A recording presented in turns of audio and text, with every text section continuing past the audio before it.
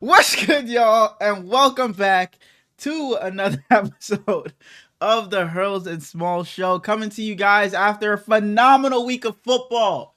We had the Pro Bowl, we had the Pro Bowl games. I know Smalls and I both watched those and both enjoyed it. We also had the Royal Rumble this past weekend. We had some stuff in basketball in the NBA happen this weekend. A lot of things to get into today, but before we get to any of that, my man Smalls, how you doing? Doing well, doing well. Shit, I didn't. Oh no, I didn't tell my boss I have a dentist appointment tomorrow.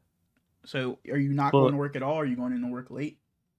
I don't know. I kind of forgot about it because I was focused. I got a letter from the Ohio Attorney General on some BS today. I had to call them, and they had me on hold for an hour and 10 minutes today. And it wasn't like a callback. I was literally on hold, so I just put my AirPod in. It was this elevator music the whole time, and then like every 5 minutes, the robot would pop on and go, "If you don't want to wait anymore, the waiting lines are longer than they usually are, so you can call back later." And the paper is like, you gotta pay it in 10 days, or it's just gonna keep getting more expensive. Mm-hmm. What And was it's this like, for? I didn't know at the time because it literally didn't Oh, okay, say. okay. And I bought a car in February, and that's what it was for. And it was some bullshit, dog. It was just screwing with me, trying to In get money February, out of me you mean without. last year, obviously, February 2024. Yeah. Okay. Okay. Other than that, though, I was doing pretty good. I was trying to like find out what parts we needed at work with that elevator music at the same time, and Mm-hmm. I was literally losing my mind. And boss man called me over at one point, and I almost like snapped at Snapped him at just him. because I was pissed the fuck off. And Mm-hmm. it's like, calm down, reel it in. It'll be okay. And it was. Other than that, great day's been great. How you doing, Dom? I'm doing pretty good as well. I can't complain.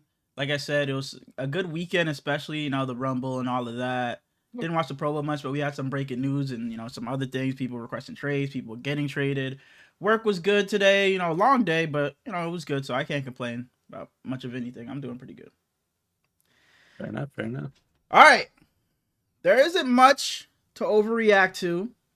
Hey, he was joking at the start, by the way. We ain't watched a second of the Pro Bowl. I don't know why he lied and said that he was locked in. I couldn't tell you nothing about it. He could tell you some clips, but if you told Uh-huh. me, I dead ass can't tell you a single thing that happened. I couldn't care less. But Yeah. Yeah, I feel you. I we feel you. had two trades rumors happen that are probably gonna come true. Maybe Mm-hmm. we're gonna talk about them real quick. The main, we're gonna have some potatoes and shit. But the main portion of this is we're gonna be ranking the previous 10 Super Bowls. I'm sure y'all saw in the title, Mm-hmm.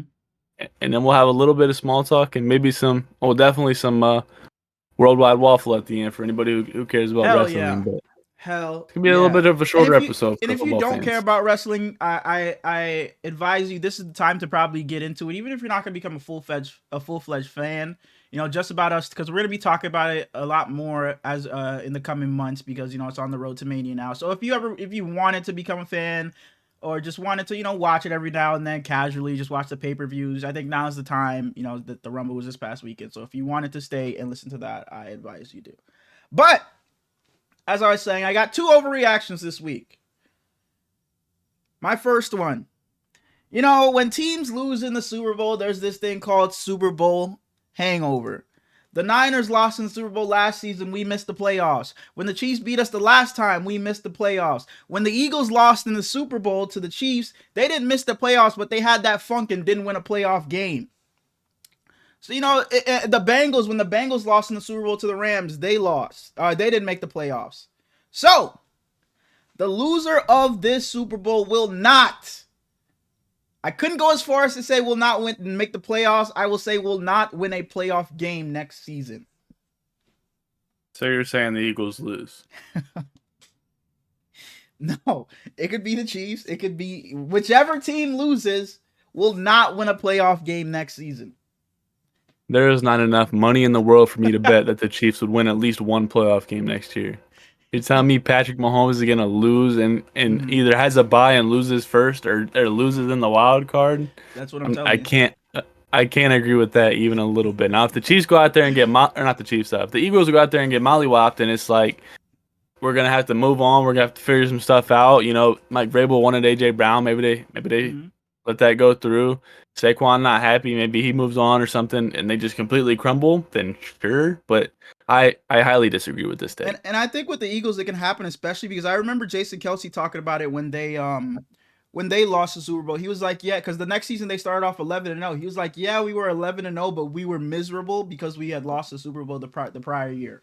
So I don't know. It's pretty much the same team. So if they lose this year, maybe that comes into play again. It was more so about the Eagles, but I didn't want to just say the Eagles because it's supposed to be an overreaction. So I wanted to put both teams in it. But that's my Nick one. Sirianni is nowhere close to the same level of coach as Andy Reid. For sure. If you're watching this, we appreciate you. I'm sure I think we had like 30 views last time, and most of them are probably followed, or I guess it's subscribed on YouTube. But share the shorts, share the TikToks, leave a like, leave a comment, help us grow. We're in the kind of like the dead week right now, before the Super Bowl, and there's not a lot to talk about until we get to the off season. But we're gonna do our best. We're gonna keep it pushing, So hope you boys out. That coworker I was talking about that had came and asked me and told me I should be doing something with sports, like make a podcast. He had told me he came in today, he don't work there anymore, but he came in today saying he had watched and he actually really enjoyed it. So Mir, shout out to you. You're probably not watching this, but shout outs to you, Mir. Yeah, Mir? That's all I have to say. Mir. Yeah, that's his name, Mir. All right. I wasn't judging it. I thought you said Mia the first time, so I was like, Mir. we got a woman watcher? Nah, Mir. Like Amir Johnson? I don't know if that's his full name. I just know him as Mir. Mir, shout out to you. If your name is Amir, shout out to you as well. I don't know. I just know him as Mir. Before we get into the big segment where we're talking about the Super Bowls, ranking the Super Bowls for the last 10 years, we're gonna talk about Cooper Kupp, Myles Garrett. The situations are very different. Myles Garrett, you know what time it was today? It was like 1 p.m. or something like that. No, with Myles Garrett, it was a little bit after like a normal lunchtime in the Eastern time zone.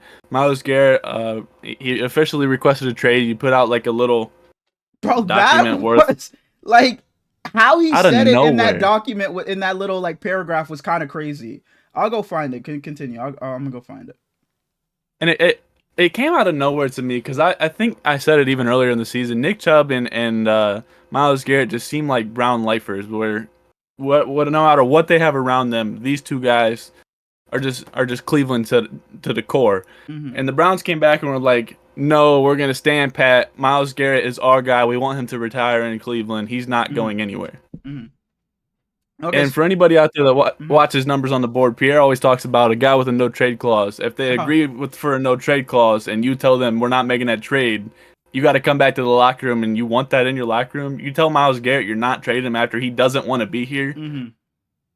You see how it's going with Jimmy Butler. It's a weird situation. If you're that good of a player, you're going to get traded. If you're good enough, if you're a superstar, you usually get what you want. But this is what I was talking about. So Myles Garrett had a statement. He posted it to whatever it was, Twitter or whatever. But I'm not going to read the whole thing. But this was the couple of sentences that got me. The goal was never to go from Cleveland to Canton. It was always to compete. Holy shit. It has always been to compete for a Super Bowl and win a Super Bowl. So he says so the goal wasn't about winning in Cleveland. He just wanted to win. He doesn't care what it was. So that kind of took me as like, I don't give a fuck. I mean, I love the city, but it's like, I really don't give a fuck. I don't care if they're trying to change things around. I just don't want to be here anymore. I just want to win. And wherever that is, wherever that happens to be, I'll do that. So it seems like not that he didn't love Cleveland. It's just like, he really just don't care. He just wants to win. He just wants to win. And it kind of made me just go like, whoa. Because most of the times it's like, I always wanted to be in Cleveland. I always wanted it to work in Cleveland. But he says, I didn't care if it was Cleveland or not. I just wanted to win. And I get that, but I don't completely believe him. I think he seems like a loyal guy. And if they were in the position to win, I think that he would be a Cleveland lifer. It's just, he's trying to say it in the way where it's like, I don't fucking trust this GM anymore. I'm with a bunch of idiots. We traded for Deshaun Watson our entire future. We don't have an offense. We just traded Amari Cooper. Nick Chubb gets hurt again, and Jerome Ford was very mediocre. We don't have a future on the offensive side of the ball, and defensively we're cool, but we had, 5 wins this year? 4 wins this year? I think 4. My career's dwindling down to my last few years. I'm not going to sit here and, rot away. Are there any teams you could see pursuing him? The same thing I was about to ask you. I think there's a couple. I think if I'm the Commanders, I give everything I can to go get a guy like Myles Garrett. If I I'm saw the Commanders. Can you think? Holy shit! Do you think they can make it work without including Deron Payne? I think it's honestly it might take, it's gonna sound like a lot, but it's Myles Garrett. It might take like 2 first and a player to get Myles Garrett. So I just don't if want it to be Deron Payne though. I I, want them to play I together. think there's a way they can get it done without him, but I think if it comes down to him being in the trade or not, whether we get Myles Garrett, I think you have to do it. You do it, yeah, Yeah. for sure. But So I I would I, just I like to see really him think play. it's 2 first and a player, or 2 first and a third or something. I think the asking price is going to be pretty high for Myles Garrett. But the Commanders, like I said, are my number one. Jerry Jones, I've given a lot of flack to, but if he can pair Micah Parsons Uh, with Myles Garrett, I would love that for the Cowboys. A homer pick, but I think the Niners. We've been trying to find someone next to Nick Bosa, opposite Nick Bosa. I think that would be beautiful. We have the 11th overall pick, so that's a great start there. So I think that's another good one. And as far as the AFC, I think he gets traded to the NFC. But as far as the AFC, I think the Bills and the Chargers are the two in the NFC, in the AFC, that I would like, especially if Khalil Mack does hang it up. That's a great, an even better he's replacement. not. He's fine. Oh, he did say he was playing. Sorry, but whether you have to throw him in or throw just picks, or it's Joey Bosa, Myles Garrett is a huge upgrade over there, and I think the Bills are the other team Chill as out on well. Joey Bosa. I know he's your guy, Ohio State Buckeye, but I think the Bills are the other team that should be eyeing Myles Garrett. I think it's those 5 teams I would like, but he probably goes to the NFC. I think the Bills getting him would be wonderful. You know, they never have any pass rush on Pat Mahomes, and Mm-hmm. one of the greatest of all time is going to get to Pat Because they're Mahomes at getting least help. once. Now, I said I'm done with that Sure. ref stuff. I said I'm done with that ref stuff. So let me chill. Let me chill. You ain't mentioned the Lions, did you? I think that's a pretty. I think that's a pretty decent one. No, I didn't even think about them, but no, I think that's actually pretty decent. Him Yeah, across from Hutch would Hutch. be Yeah. awesome. Mm-hmm. And how Just good throw their in defense J-Mo and was some picks. with all those weapons, with all those people missing. Absolutely, I think that's a good one. The Packers are a sneaky one too. There's quite a few teams, but like I said, it's gonna be a lot. It's gonna be 2 first and a player, I think, at least. I want to see him go somewhere where like he has another guy, whether it's an edge or a D tackle, Yeah, who are going to absolutely. take some pressure off him. That's I would like why. to see Yeah. him go to Tampa. I think Tampa could be cool with Vita Vea. I talked about it a couple episodes ago. I think Tampa's just They just don't have reached their. money. I think they just reached their peak with this team. I just don't think they're gonna be true contenders. They'll be a team that can upset a team every, like one of the top seeds every now and then. But I just don't think they're true contenders with this construction of their roster. The only reason I would say that y'all wouldn't go for Myles Garrett is because you're going to have to pay Brock Purdy. Yeah, for And sure. For sure. So definitely, that's something where it's like, okay, we're gonna accept that we're not bringing back Dre Greenlaw. We accept we're not bringing back Charvarius Ward. We accept we're not bringing back Talanoa Hufanga.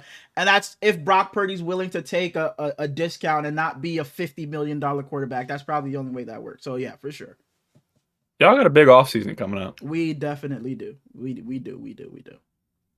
And with Robert Saleh back, I think it's cool that he's going to be able to build out his what he wants defensively, Yeah, because I think he's brilliant, yeah, man. and Fred was talking about it ever since Robert Sala's been back. He's been pitching to him to bring back Dre Greenlaw. So we'll see what happens there. But it definitely is a big offseason. I love when linebackers like their other linebackers like that, like them two together, and like Roquan and Patrick Queen. Patrick Queen. I kept wanting to say Miles Jack. Holy shit. Myles Yeah, Jack, Patrick what a Queen together. throwback name. Former Jack, shout out to you, Stooge. I couldn't get Miles Jack out of my head. And I think he came back recently, right? He went to the Steelers. He had I think last year, what, this year? I know he was he in, I swear he was in the league Was it last year? It might have been. It could have been this year too. I'm not sure, but I Did he think play I this remember year? him last year. Who was the guy that came out of retirement this year and was recently like, I'm not. No, Miles Jack not on the team. I don't know who the guy that came out of retirement and what? He was like really good this year, and they asked him if he was retiring again, and he said no. Miles Jack played in 2023 for the Steelers. Retiring? Shout out Miles Jack, man. I have no clue Sorry, what you're talking about. I described it horribly. I'm not gonna be able to pull it out of my ass, but it don't matter that much. The other guy, Cooper Kupp, we got about, I want to say like 7:00, and he had a whole little segment, and it was like, I've been informed that the Los Angeles Rams are going to look to trade me, and they're going to work with me and my family to find somewhere that I can continue to compete in a place that we would like. Mhm. And then he follows it up with, I don't agree with this decision. And that's the main point of this whole post, in my opinion, That's so because weird. That's so weird. so weird. And we were mid A guy, texting too, so this was perfect timing for Cooper Kupp to, because usually things happen to where it's like we filmed, then Myles Garrett would have requested the trade, but this was perfect timing for it's them to always request the the trade day today. after. Absolutely. I literally texted Herlins and I was like, "Are we just talking about Myles Garrett in the Super Bowls today?" And it pops up Cooper Kupp, blah blah blah, and it's like, "Oh, There we we can go. talk about Yeah. Cooper Kupp a little Mhm. bit." I'm sure you've seen the freezing cold takes page on basically everything. They posted one tonight, and it was like, when you get a package, it's like, don't separate these two or whatever. And the Rams had posted something, and it was like, don't separate, and it was Puka Puka. Nacua and Cooper Kupp, Mhm. and obviously they're gonna separate them. I love Cooper Kupp though. Yeah. When we get to our Super Bowl rankings, I'm gonna have that one a whole lot higher than you probably do, just because I think that Cooper Kupp season that year is one of the greatest Wide of receiver, our yeah, lifetime. absolutely, for sure. But like you said, this is just polar opposites from the Myles Garrett situation, and for Cooper Kupp to be he felt like the last piece that like is the Rams, the Jared Goff Rams, and that team. He felt like the last piece. So now without Cooper Kupp, it's like a whole new era they're going into. This is like not that Puka wasn't already the best player on that offense, but it just feels like now this is just Puka's team, and we're putting the keys to the franchise, or we're giving the keys to the franchise to Puka. Even though it already was that way, but it's just so weird for Cooper Kupp to be an LA guy, a Ram guy, and we're just shopping him. And we talked about this earlier in the season, like should they be shopping him? Then they went out and won a bunch of games. And now that Matthew Stafford's it looks like he's gonna be there. It's just weird for you to move on from Cooper Kupp, but keep Matthew Stafford and continue this whole. What's that face You know for? what this trade? You know what this trade means? What's that mean? Someone's got to step up over there to be the receiver too. I just seen Nico post something about I'm buying all my stock back in Jordan Whittington. I just saw that. I just saw that Dog, before we I started. have been praising him all season. Mm. Please, Whittington, if you go out there and bust again, So when we be do the sad. stocks before next season, I better see Jordan Whittington at the top of your list. No, Bryce Young will be at the top of my list. All right. But it's just weird because like I would have expected Cooper Kupp to be traded with everyone else. Like Matthew Stafford's out of there too. Sean McVay's retiring, and then just a whole new regime. But just to see Cooper Kupp moving on and everybody else still be there is going to be a bit weird because I would have thought it would have been blown up entirely, not just Cooper They Kupp. just go down with the ship. Yeah, it's definitely weird, and it's the same day you get two trade rumors, and they're, as you said, complete opposites. Myles Garrett wants out, and the team wants him. Mm-hmm. Cooper Kupp wants in, and the team doesn't want him. Yeah, It's just, I don't know, man. Who do you think Cooper Kupp could go to? This is not. This is a weird one because they play in the same stadium, not in division. But the Chargers get another. Oh my gosh, please! Him and Lad McConkey for Justin Herbert. I didn't really look at many options for Cooper Kupp because I was working when this broke. But Chargers are definitely number one to me. I think him and Ladd together would just be brilliant. And I mean, if you have to give in Quentin Johnston, sure. If not, you got a big guy outside that can still catch a couple passes every once in a while. I have the Falcons on my list. Is that a nice little sneaky option? Him and Drake London. I seen some reports. I don't know how real they are about not Cooper Kupp. Kyle Pitts. There's some interest from I think it was the Chargers and the Bengals. I think it was the Chargers and Bengals. So we'll see what happens there. But yeah, the Falcons I think would be nice. Bijan and the two backs over there, and then Drake London and Cooper Kupp. I mean, shit, the Panthers. With a real quarterback now. The Panthers. The Panthers were my literally my first thought. He's just kind of a, no disrespect to him, but he's kind of a better Adam Thielen. Yeah. But they said he said that he wants to continue to compete. Yeah, so no, probably not the Panthers. Yeah. Panthers aren't doing that right now. They're gonna send him to where he probably wants to go. So yeah, probably not the Panthers. But yeah, I like the Falcons and the Chargers, I think. Cooper Kupp, I absolutely adore. He's one of few guys that could go over there and have me rooting for the Denver Broncos. I like that too. What about the Patriots? Get Drake May a guy? No. So rewind back Just to the fuck Panthers him. conversation. But it's like it's different though, because what we saw in Drake May last season, it's like, you know, now they got Mike Vrabel over there. It's like, I guess no, Cooper wants to win right away, so I guess not. I guess not. So yeah, I don't mind the Broncos either. He's What if not. T You don't think Higgins he's a moves on? Raven? T Higgins. The Bengals don't fuck with Joe Burrow, so no, they're not gonna help him. So no, fuck the Bengals. Ravens. I hope he's not a Raven. That's what They I don't throw thought the too. ball enough. Immediately, I thought you guys like, oh, what team needs a receiver? Oh, Lamar Jackson, get him a number one guy. But it's like, I just don't see. I don't even see him in the purple and black. I just It doesn't really fit that culture. No, at all. Not at all. Not at all. Same thing with the Steelers. The Steelers need a guy, but he doesn't really seem like a Steeler type of guy. No, but on the serious note, I wouldn't mind. I wouldn't mind the Bengals, but I think they should just really be focused on just keeping T Higgins. Just do what you got to do to keep him, and fucking pay Jamar Chase already. What's going on with that? Please pay him. I just don't know what's going on over there, so I just can't even trust them. But I wouldn't mind that if T Higgins decides to move on. Say you had $10,000 and you have to put it on the Bengals keeping T or losing T. Which side you putting it on? Losing T. Because I know T Higgins had said like a couple of years ago, it's like, if they don't sign me to this extension, I'm gone. But then he ends up on this 1 year tender or whatever, the franchise tag, so he plays it out. And now he said in post-game interviews, it's like, I want to be in Cincinnati and, you know, I want to play here. So I just don't know what to think, but I just think there's going to be a bunch of different suitors on the open market, and he's just going to just go where the money takes him, to whether it's the Patriots, if the Chargers have any money, just a team. I don't know if winning is his top priority as much as just getting paid and being that guy is.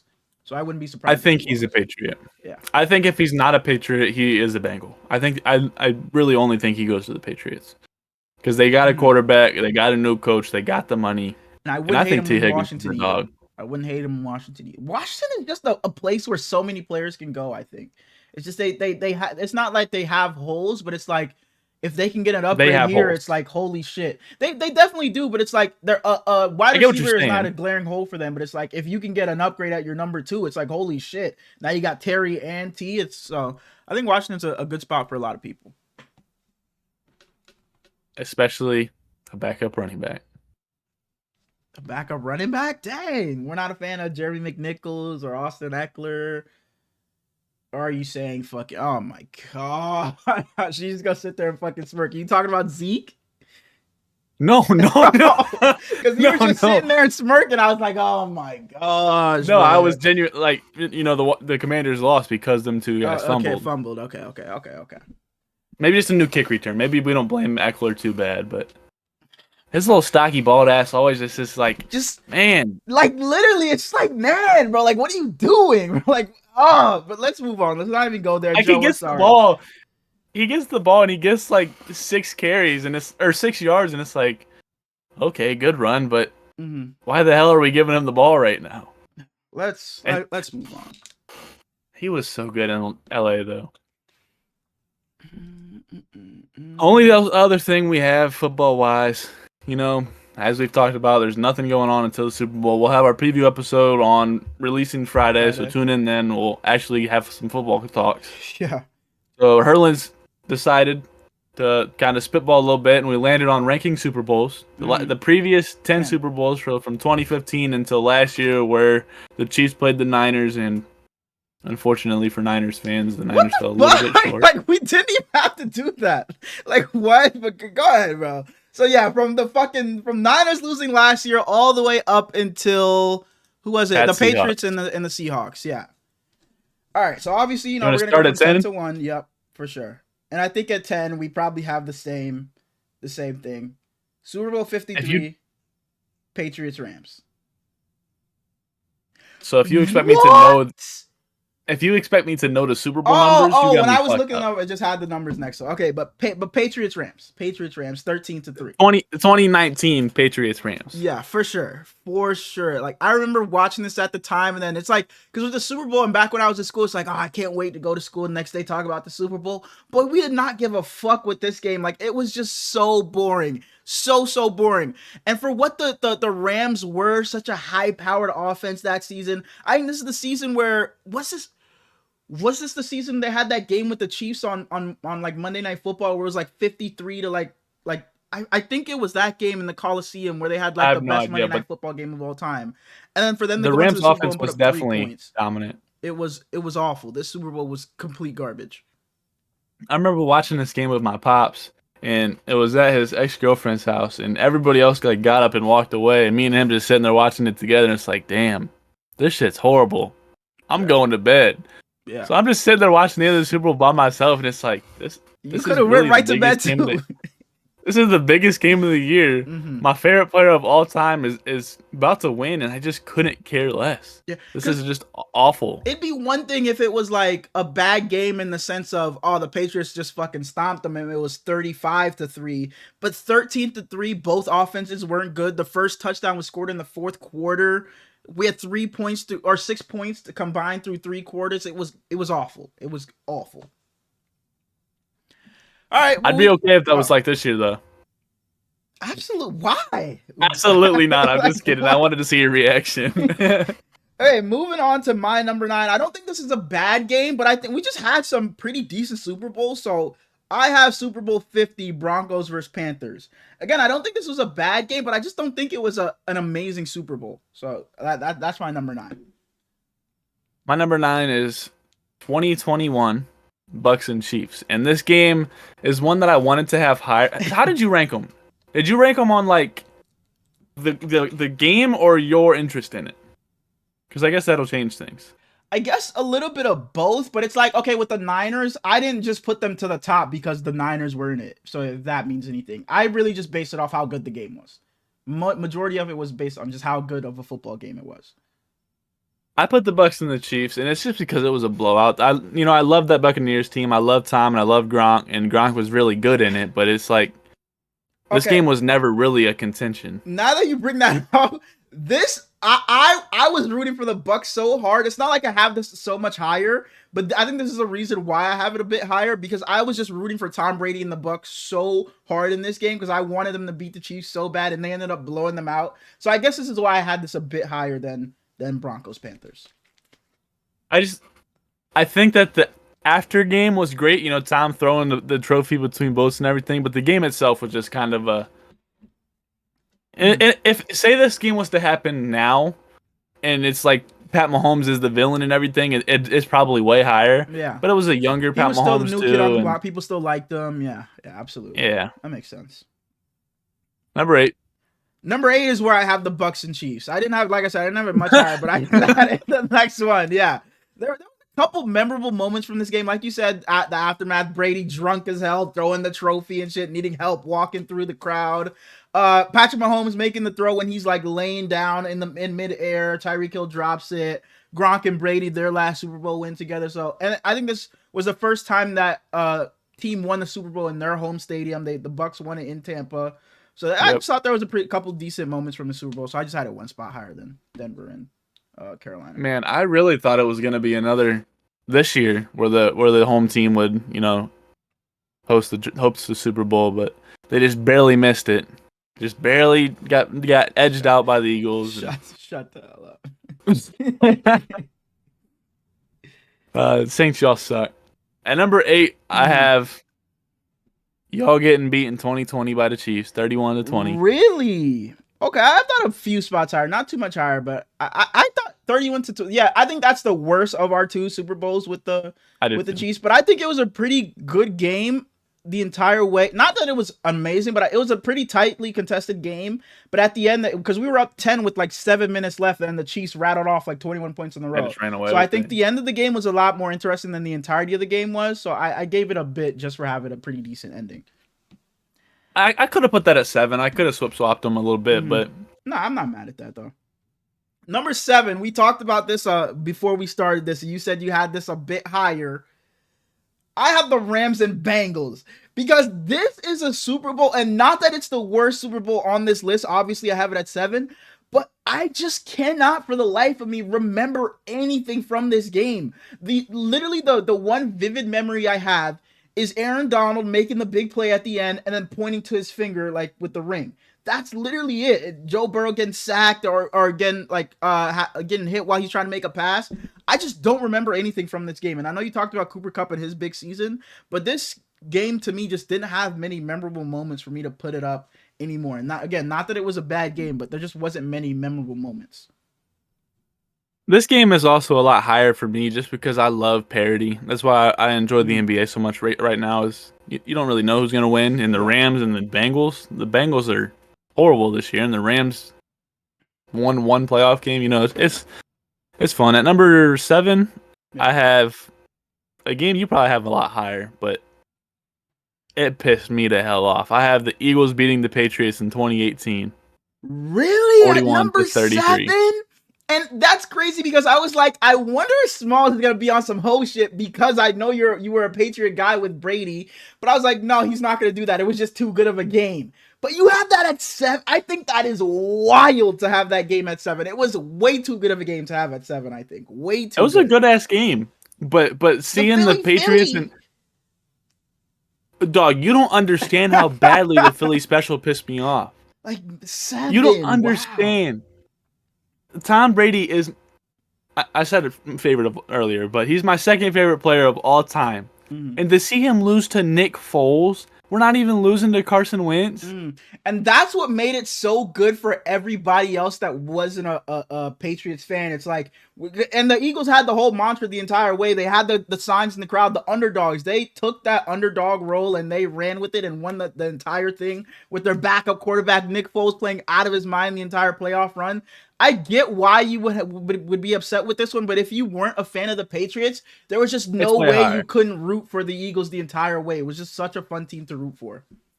It's like Ohio State in 2015 when J.T. Barrett and Braxton Miller were hurt. Cardell Jones, the third string, comes in and leads them to the national championship. It's just the greatest run probably we've ever had. I know this year was really good, but Zeke Elliott and that, oh man, I'm about to go watch Zeke Elliott highlights after this fucking podcast now. All right, number 6. You get, your 7 was just, okay, so number 6, I have Chiefs Niners part 1, the first one you talked about earlier, the 31-20 game in, what was that, 2019, 2020? You talked about it earlier. There isn't much to say. It was, like I said, it wasn't an amazing game, but it was just tight throughout the entire game, and then the Chiefs kind of pulled away towards the end. Patrick Mahomes' first Super Bowl, so I thought this was a pretty decent game, but definitely the lesser of the two of the Niners and Chiefs matchups. I'll be honest, 1 through 9, if you could have put them anywhere and I wouldn't have been like mind blown about it. I mean, if you would have had the Patriots Falcons at number 9, I would have been like, there's something wrong with you. But other than the Pats and Rams, all of these have to be the top 3. I think the top 3 have to be the top 3. We'll get there, but I think I disagree because I think if you were to told me 4 through 9 could be anywhere, I would agree, but I think the top 3 is solidified. But we'll get there. We'll get there. You're number 6. My number 6, I just gave Eagles Pats. I think my number 6 is your number 3. Really? What's your number 3? I'm not gonna give that up, but I just go ahead. Go ahead. See. I love Cam Newton, so I have that Super Bowl higher. You know, Peyton Manning getting his first one and going out. I forgot you didn't even say that one yet. Holy shit. I think the Super Bowl last year was very good. And as I've said already, I highly enjoyed the Rams and the Bengals. So what's your number 6? I had the Chiefs and the Eagles from 2020. Holy shit. And that's what I gave in the top 3. That is insane. I think. Number 6? See, that's why I asked you earlier if you were going off of how good the game was or how invested you were, because I didn't really, not that I didn't care, but like, I don't have a lot of interest in Jalen Hurts. Pat Mahomes has already done it. So I'm gonna watch and enjoy the game, but they don't have a Cam Newton. They don't have a Joe Burrow. They don't have a Tom Brady, you know? Yeah, I get it from that sense. Like, you weren't super invested into either team or any of the players on each team. But it was just such a good game. It was ruined by that, like, the pass interference at the end, I think on Juju it was. And then they ended up just winning with the field goal. It was ruined by that, but throughout the Jalen Hurts, for all the flack he gets, he played the best game of his He was life in a amazing. Super Bowl. 38-35, went down to the final drive, bro. I think that is crazy to have at number 6. But hey, it's your list. It's your list. Is he gonna do it again though? Fuck no. Fuck no. But he did it then, and Bro, I think that deserves to at least be in the top 3. I want Saquon to win so bad, but I don't like the Eagles. I feel you. But I don't want to. This is such a weird Super Bowl because I don't care who want wins. Literally, I don't care. Like, I really, if both teams could lose, I would be fine with that. But like, I just don't care who wins because obviously the Chiefs beat us all the fucking time, and then I just don't fuck with the Eagles. But Saquon, like you said, Saquon Barkley is a guy I just want to see win for what he's done this season, having to deal with everything he did with the Giants, and putting on one of the best running back seasons ever this season. He's a guy I just want to see win. But you play for the Eagles, dog. So I really just don't give a fuck who wins in this game, like at all. You see the shit with Saquon today? He had a little interview and Jameis was like, "Hey man, who should sign me?" And they clipped it out and it was just like, "I think the Giants need a quarterback." But in the video, he literally said, "Dab's gonna get you right." So like he's talking the Giants up a little bit, and they didn't clip off the Dab, or they didn't mention the Dab's gonna get you right part. So it's just like he's shitting on the Giants. And he responded to it, and he was like, "Hey, man, cut out this damn narrative. I'm not a Giants hater, blah, blah, blah. Let it die." And it's just like, no, didn't see they didn't pay him, man. What's the issue? No, literally, they just didn't pay him. All right, you can go first with your number 5, though. I'm interested as I said, if I was the rest of your list, bro. If I was going purely off of how good the game was, that game should have been higher. So, was it a mix? Well, it could not have been a mix. Was it just how much you were invested into the game? It was slightly a mix, but mostly invested. Yeah. Okay. You can go with like this current Super Bowl, it could be the greatest game of all time, and I guess it would take over number 2 because number 2 is gonna get edged out by the year. But yeah, but if we did the last 11, this one would be towards the end, just based off. No matter how not towards the end, but it wouldn't be top 2 no matter what. No matter how good the game is. Okay.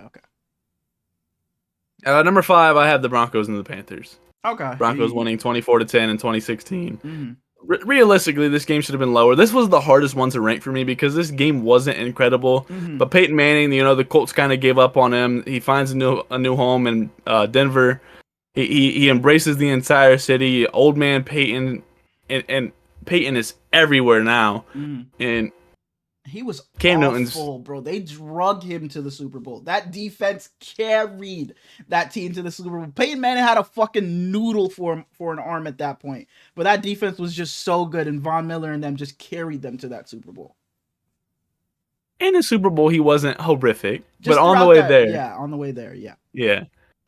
And man, I wish that Cam Newton could have pulled it off. Absolutely, yeah, because you have that clip of him just not diving on the ball and stuff like that. I really wish, like, the Superman Cam Newton, he's scoring and dancing, and he really, not that he started the touchdown dances, but I think Cam Newton was maybe like the godfather, because like he really got them popping when he was in there just going crazy every time he scored. Players were coming up to him telling him to stop it, and he would just do it right in their face. He was the guy that kind of set the trend, I think, for today's players to get to where touchdown celebrations are. He kind of led the way.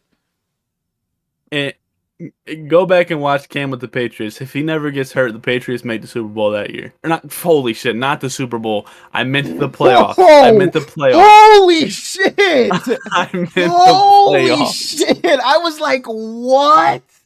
What? But he did start off that season pretty decent. But I was like, very Super Bowl. Holy shit. I did not mean Super Bowl. But Cam Newton now off the field is such an intriguing guy because he's got his hair that sticks straight up, and he's wearing those flat hats, and he cuts the hole in the top of them so his hair gets... He needs to cut that shit out. It don't look good, Cam. I love you to death. When he makes like a post or something, it's with the fucking weird letters and shit. That was my next fucking... Do you think he's got those like preset to just be his keyboard, or he just sit there and type for hours? One sentence is gonna take him 35 minutes. I don't even know. Like, why? Like, I just don't even know. I want to say it's preset because I just can't imagine him trying to make a tweet and having to hold down the button and then switch to the one with the. I just can't imagine that. I would want to say it's preset or something. But my number 5, the better of the Chiefs and Niners matchups, I have the Chiefs and Niners last year. I think this is gonna go down as one of not one of the greatest, but I think one of the more so underrated ones. I thought this was a really good game. It was a really went good went game. to overtime. The Chiefs had to go on a game-winning drive at the end. Looked like the Niners could pull it off. Patrick Mahomes gets like a 4th and 1, takes it like 15 yards and picks up the first down. There's another like 3rd and 2, I want to say. He throws it to Travis Kelce. It was just, yeah, it was heartbreak for me as a Niners fan, because this was more so than the last one. It's like, holy shit, we have the Chiefs in overtime with the ball. We can go score a touchdown and make it to where they have to score a touchdown to continue this game. But even through the heartbreak, this was just such a good game, and I think it's going to be one of the more underrated ones. And it's going to get lost in the shuffle when we talk about Super Bowls going on. But it's not the greatest, but I just, like I said, it's underrated. So I got it at number 5. Am I an Eagles hater? Because both of those games were really good, and you got them at 3 and 4, but I have them at 6 and 7. So I mean, I'm starting to feel like I might be How do you know disrespecting I them a have little them at bit too 3 and much. 4? Why couldn't they be 1 or 2? If you're right. You have them top 4. My fault. Let me get into my 4 though. I have the one you just talked about, and the Chiefs and the Niners. I already said it. This game, I had a lot of fun watching this I game. did too. I wish the only thing, if I could go back and change one thing, and not even a big thing, is Jacoby Myers stays with the Patriots and Juju gets his 2nd Super Bowl here, and it just a little ripple effect in history, you know. And that would have had you know higher, huh? the Raiders? No, it wouldn't have had it higher. I would have enjoyed it a little bit more. The Raiders were the only team in the whole NFL this year to have a 1,000-yard receiver and tight end. Really? Jawan Jennings, that could have been us too. If you wanted to get ejected in the last game, 25 yards away from 1K. Fuck you. What's he getting injected with? Oh, injected. Sorry, did I say injected? All right, my number, what do we have? 4? You were right. I do have one of the Eagles games here. I have the Eagles and Patriots game here. Like I said, rooting for the Eagles that entire playoff run, the whole underdog thing. And even when they had Carson Wentz and he was healthy, I rooted for this team so hard because Carson Wentz was so much fun to watch.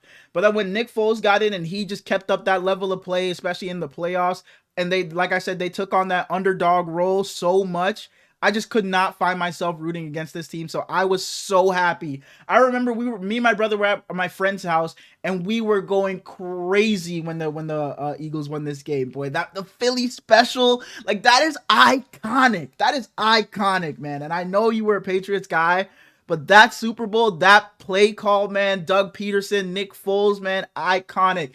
I still can see the confetti falling, Nick Foles with his kid in his hand, man. The kid has the earmuffs on, man. That is beautiful. That was a beautiful Super Bowl. I definitely should have had it higher. You know, I was just on some hating shit. I just had so many guys I wanted to see. Like, Alshon Jeffrey was on that team. He was their go-to guy at wide receiver. Zach Ertz, obviously. It was just such a good game. Zach Ertz could be there right now, man. I didn't appreciate Zach Ertz enough when he was in his prime. I really like him. For sure. He always felt like a super underrated guy. Because it's just like he was probably never the consensus 1 or 2. He was always like he's a top 5er, but you know, he wasn't in the 1 He's like 4 or 5. Exactly. Because it was Kelce for the longest. It was Gronk. Then Kittle came. Now it's Brock Bowers here. There's just always just guys above him so where he's not in that 1A class. But he's going to be a gold jacket guy, I think, one day. So shout out to Zach Ertz. Craziest thing about this Super Bowl is Doug Peterson's a Super Bowl champion. Yeah, bro. Like, he was the guy. He was the coach. He called that Philly, bro. Like, bro, I love this Super Bowl so much, bro. What happened? I thought it was so crazy you had it that low. I don't know. Doug Peterson, I don't know what happened. Maybe it was just Jacksonville. Maybe he needs another shot somewhere else, and we'll see who he really is. But I really don't know what happened. I don't know. And then they go to Urban Meyer. Yeah. So maybe it is Jacksonville, because Urban Meyer goes over there and implodes. Doug Peterson goes over there and is not the same guy. Maybe it's just Jacksonville. No hate to you, Sue. Duval. We'll see what Liam Cohen can do over there, but maybe it is just Jacksonville. I like Liam Cohen though. Mm-hmm. At number 3, I have one. You gave your 4? Yeah, it's the Chiefs Niners. Oh, okay. I have one that You, I think, had it. You're number 7. You have been talking down on it a little bit before we started and throughout this entire time. Mm-hmm. Odell Beckham is a Super Bowl champion. Joe Burrow was not to cut. He was going to be Super Bowl MVP if he doesn't tear his ACL in that game. He was phenomenal. Probably so. He was phenomenal. He was balling. And then it goes to Kupp. Greatest season of all time? Absolutely. Of all time, no. Maybe the greatest receiver. Yeah. I would have to go back and look at the Jerry Rice seasons because I just don't know. But off the top of my head, that I've seen with my own eyes, lifetime. Yeah, then yes. I think so. I always got to start saying of our lifetime because I don't know what Barry Sanders and Emmitt Smith was back there doing. Yeah. You gonna give your number 2? Right, number 3? I thought you were still going on about that game. But my number 2. I already talked about everything. My number 2, I have the Patriots versus the Falcons, the 28-3 game. I have this at my number 2. Another game. 3. Oh my gosh, I just spoiled my number 2. What number 3? I swear you just said number 2. That's why I fuck. My number 3 is the Chiefs versus Eagles. My number 3 is a couple of seasons ago, the Chiefs versus Eagles. You had to say what, like your number 7? But like I said, how you know you got them 3 and 4? Yeah, you do immediately. But yeah, I have this game at number 3. Like you said, this was a time where it's like the Niners and Eagles really, there was nothing there. There was no beef or anything. So I was kind of rooting for the Eagles in this game. So I was excited and happy to see Jalen Hurts put on the game that he did. But I honestly really didn't care who won. But just to see a great game, and like I said, the way it ended was kind of bad with the pass interference. But overall, the game was phenomenal, and Jalen Hurts, like I said, had the game of his life. So I thought it was a great game. Hey, back to the Bengals in that year. Mm-hmm. Losing Jesse Bates was one of the worst things they ever did. Mm-hmm. That's it? And they've never been the same since. Okay. And number 2, which is apparently your number 1, I had the Patriots winning 28-24. Uh-huh. Because you don't give Marshawn Lynch the ball on the 1-yard line. Mm-hmm. And Malcolm Butler gets the interception. Mm-hmm. One of the most memorable interceptions of all time. Absolutely. 2015. Got him paid. And you got the infamous reaction from Richard Sherman. Mm-hmm. I don't know if you... Oh man, bro. What a time. I don't know if you remember him earlier this year in the college football season being an analyst, but something was going on, and he looks at the camera and goes, "Run the ball! Run the ball! Run the ball!" And he just starts screaming like he's having fucking PTSD flashbacks.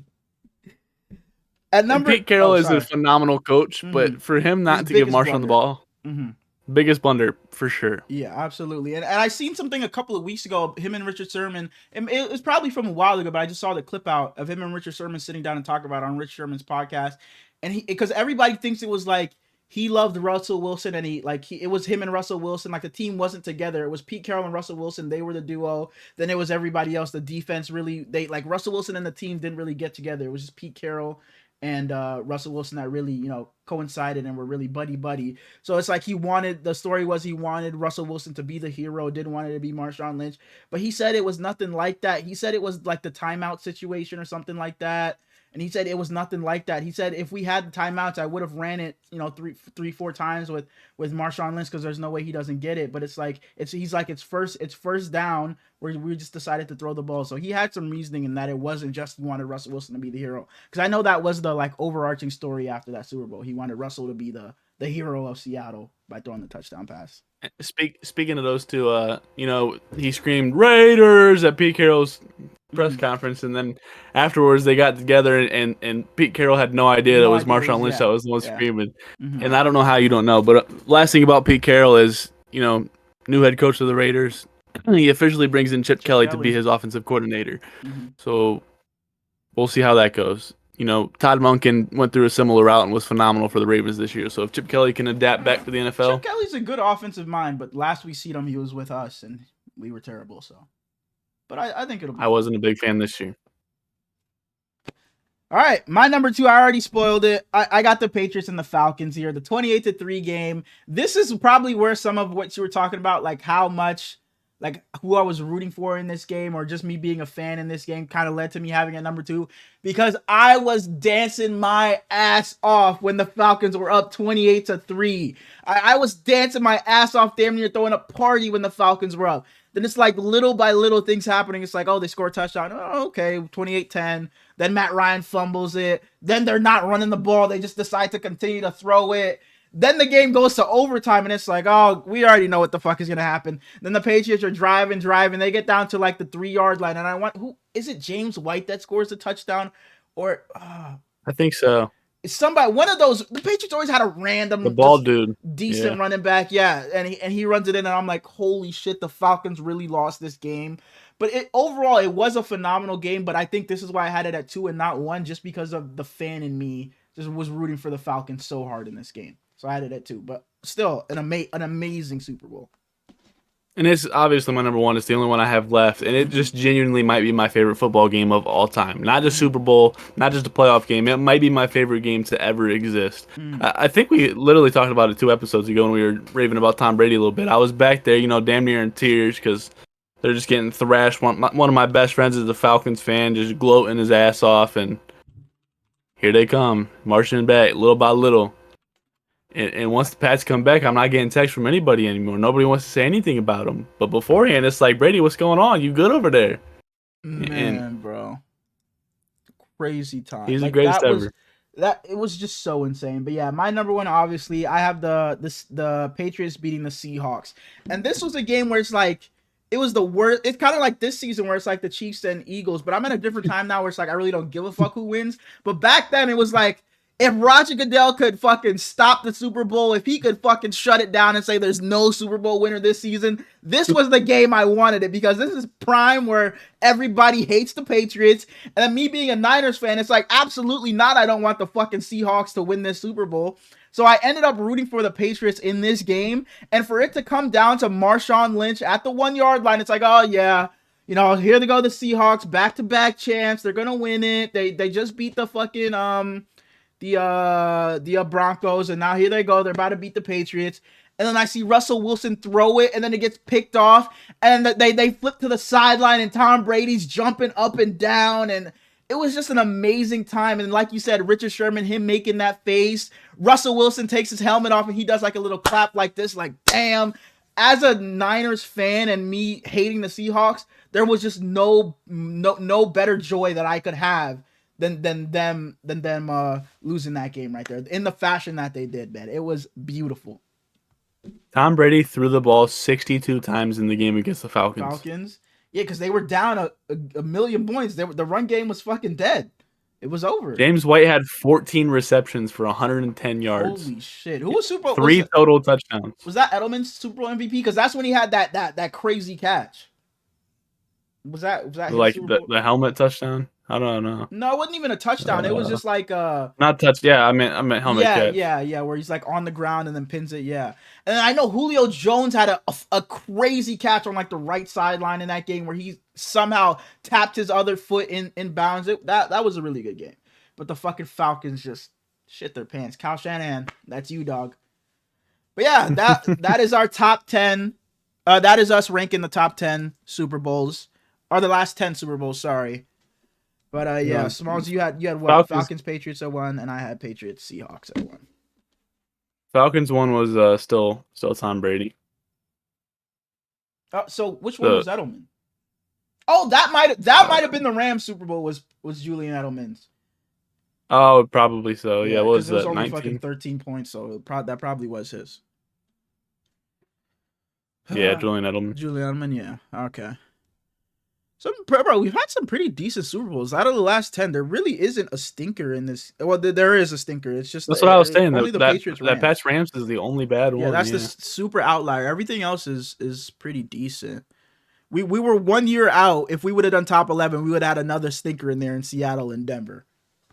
But we did last time. Absolute ass kicker. Absolutely. But we can move on to 2013 was the same way, no? I think there's the Ravens. The Ravens Niners? Like a stinker? No, not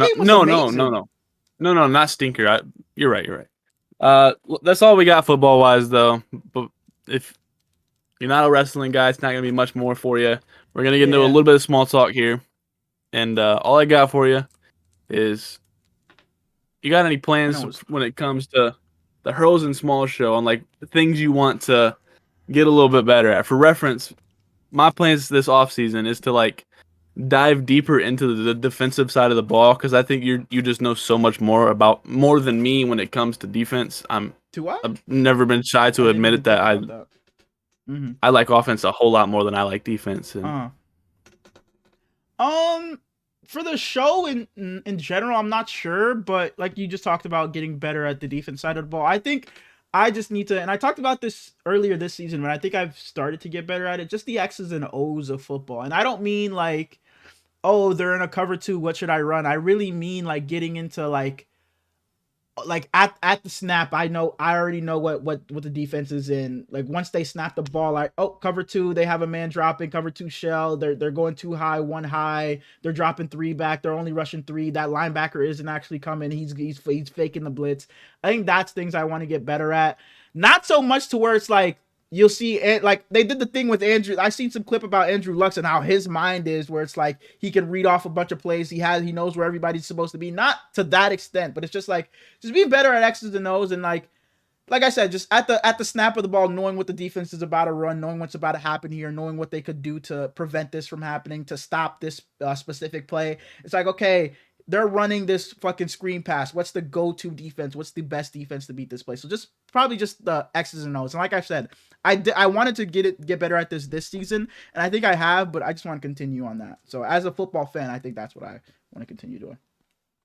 I agree, but I'm like on the offensive side of the ball. Not even that like the X's and O's, but I love, like, I don't know if you ever watched the quarterback coach, but like he'll tell you who the first read, the second read, the third read is, like as the play's going, and then he'll tell you like what the quarterback is looking at.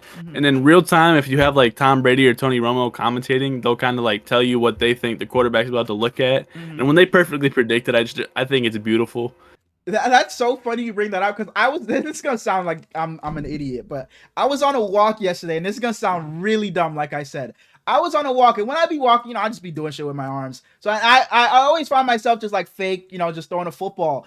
And this is no bullshit. I was literally on my walk yesterday, going through my progressions. Like I was going left to right, back to left. And if somebody was like looking on, like just driving by and just see me walking like this, they probably think I'm off drugs. But I was literally just walking down the street, just going like this, just going through my progressions and just like fake throwing it. So that's funny you bring that up. But yeah, no, I definitely feel you on that. How often you hit a euro around the house?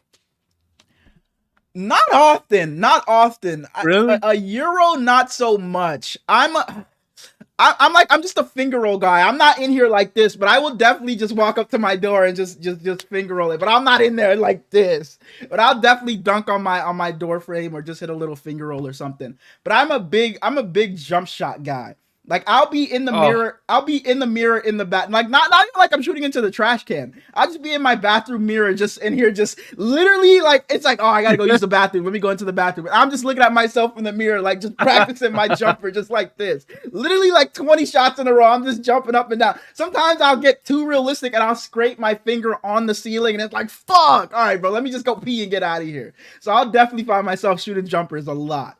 If I'm ever in front of a mirror in my house, I'm just gonna take a random jump shot. I'm not someone that gets self-conscious too often, but like sometimes at work I'll hit a euro. We have, from the hangar into the office, there's like a little hallway right there. I'll hit a little euro to get into the office, or I'll just be sitting there going like this, and it's like, if people are looking at me, they're probably thinking, what the fuck is he doing? Yeah, for sure. And we got cameras around the whole hangar because there's airplanes are expensive. Mm-hmm. And the one day it was literally just me there, and there was not a damn thing to do. So I just grabbed an empty Gatorade bottle, and I found a line on the floor, and I was just shooting into the trash can for like an hour. You just shoot it. Your boss is looking at the camera. It's like, boy, what the fuck is Brady doing? He's in there like this, just taking jump shots. Like, bro, this is the guy I pay. Bro, I was literally doing like step backs and seeing how long or how far I could go for dead ass no less than an hour. And it's like they literally just paid me to do jack shit, and I felt bad, but there ain't nothing to do. What you want me to do? You want me to say? I feel you. Yeah, I feel you. I definitely find myself just doing random basketball shit and football, like I said, around the house all the time. Speaking of basketball, the entire NBA fan base thought that Shams Charania got hacked the other night. Dog. I get a text. It's the night of the Royal Rumble. I get a text from. So let me set up. The Royal Rumble's going on. I gotta go pick up dude and take him back home. So I missed the end of it. So I don't want to get spoiled to know who it is. I was see so D-Mills sad you tweet missed out. the end of that too, bro. Like I was, because we were all watching it together. I was hoping you were there, man. I see D-Mills tweet out and said, "Man, they really let a." He said like a non-traditional winner or something like that win, or an unpredictable guy win. And I immediately turned off Twitter notifications. So I never even saw the Shams thing go through. And I just get a text from my brother going, "What the fuck did I just see?" I'm like, what in God's name is he talking about? I thought he was talking about the WWE. And he's not a guy that watches it. So I was like, I hope he's not about to spoil me. And then I look over and I get a notification from Sleeper and Mike is streaming. So I look at it and I was like, Mike, is this shit real? And he was kind of freaking out a little bit. Luka Doncic gets traded for Anthony Davis and basically just a first round pick. Bro. Okay, so this is so I have my phone because I'm on FaceTime and I'm playing Madden. So I have my controller and my phone is propped up against my monitor because I'm on FaceTime, like I said. I see the notification, I see Shams, and it says breaking, but I'm like, he's been dropping the breaking shit for anything that happens. Breaking, Jimmy Butler suspended another 2 games. So that's what I'm thinking once I first see the noti. Then it starts off with breaking Luka Doncic. And I'm like, okay, it's like this is me processing it, but it's in the matter of obviously like 0.2 seconds because I finished reading it. But I see Luka Doncic, and then for that split second, I'm like, okay, setback in his injury because he's out right now, setback in his injury. Then I see Luka Doncic is traded to the fucking Lakers for this package for Anthony Davis. And because he didn't drop the whole package at first, it was just like Luka Doncic for Anthony Davis. So I literally go, what the fuck? And I hang up with I was on the phone with Vanessa. I hang up on Vanessa. She texts me. She was like, "Are you okay? What the fuck happened? What happened? What happened?" Because I could get it from her perspective. Because I go, "Holy shit, what the fuck?" And I just hang up the phone. So she's freaking out, thinking something happened, like a family member died. But little does she know it's just fucking Luka. And like I said, I was playing Madden. I do that to my controller. I'm like, holy shit. And I call my brother, and for the literally like 30, 45 minutes, I was in my room every couple of minutes just going, what the fuck? What the fuck? And then literally like 20 minutes after the trade happened, I just needed someone else to talk to. That's when I texted you. And I was like, what the fuck is going on? Like, I was just texting so many different people. It was just so crazy. And my initial thought, I literally tweeted it out. He has to be hacked. He has to be hacked. He has to be hacked. I think that's everyone's thought. And I saw people talking about it, like, because then he makes a tweet like, oh, this is 100% facts, 100% real. Even then, I was like, nah, I gotta see somebody else, because still up to then, Chris Haynes didn't tweet it. No one else tweeted about it. So I started to think it was hacked when Pierre tweeted out. He was like, and nobody else has seen it. If it was real, Chris Haynes would have said something by now. And yeah, and then I was like, okay, Pete's probably right. No one else tweeted it. And then I was like, he wouldn't just tweet out this is 100% real, because that could still just be someone hacking you. He would, put a video out, be like, guys, this is the trade. But he doesn't do that. Then a couple of minutes later, Chris Haynes tweets it, and I'm like, holy shit, it's real. And I literally lost my mind for my throat was hurting. That's how much I was screaming that night. And I end up calling Vanessa back, and she's like, are you okay? What happened? What happened? And then it's like, on an outsider perspective, for someone who doesn't watch basketball, they'll be like, this fucking idiot was just going crazy so it's like, I had to explain to her. I was like, no, you don't understand. A top 3 player in the world at 25 is going to be one of the best players ever. Just got traded for nothing. For this guy's really good. He got traded for, but it's like, what do you do when you got 1 pick back? And she's like, so what's his Luka Doncic? What's his name? And she just didn't understand it. I was trying to explain it to her, but she just didn't understand it. But it was insane. I just don't understand how it happens in a split second. I think it makes it more fun that we didn't have any rumors that he was gonna get traded or anything. But the fact that that's all you get, you can't get more from Houston or from the Spurs. Dog, they got more for De'Aaron Fox. Because it's like you said, it's always like 10 minutes before the trade actually happens.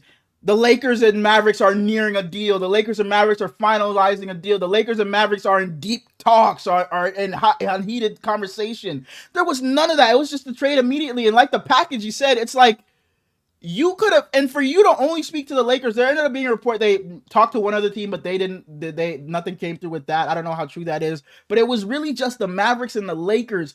You didn't dangle them out to anybody, boy. If you talk to the Spurs give you three other young players, four picks. If you like, legitimately any team, I promise you, the Celtics. I don't know what it is with the second apron. But if the Celtics can make a move, I guarantee Jaylen Brown, the three picks, whatever. Luka is like, there's like Luka, Jokic, Giannis, And and probably Giannis, they're literally Shea. top I guess three. Shea, if people will put Shea in there. But Luka, Jokic, Giannis are my top three players.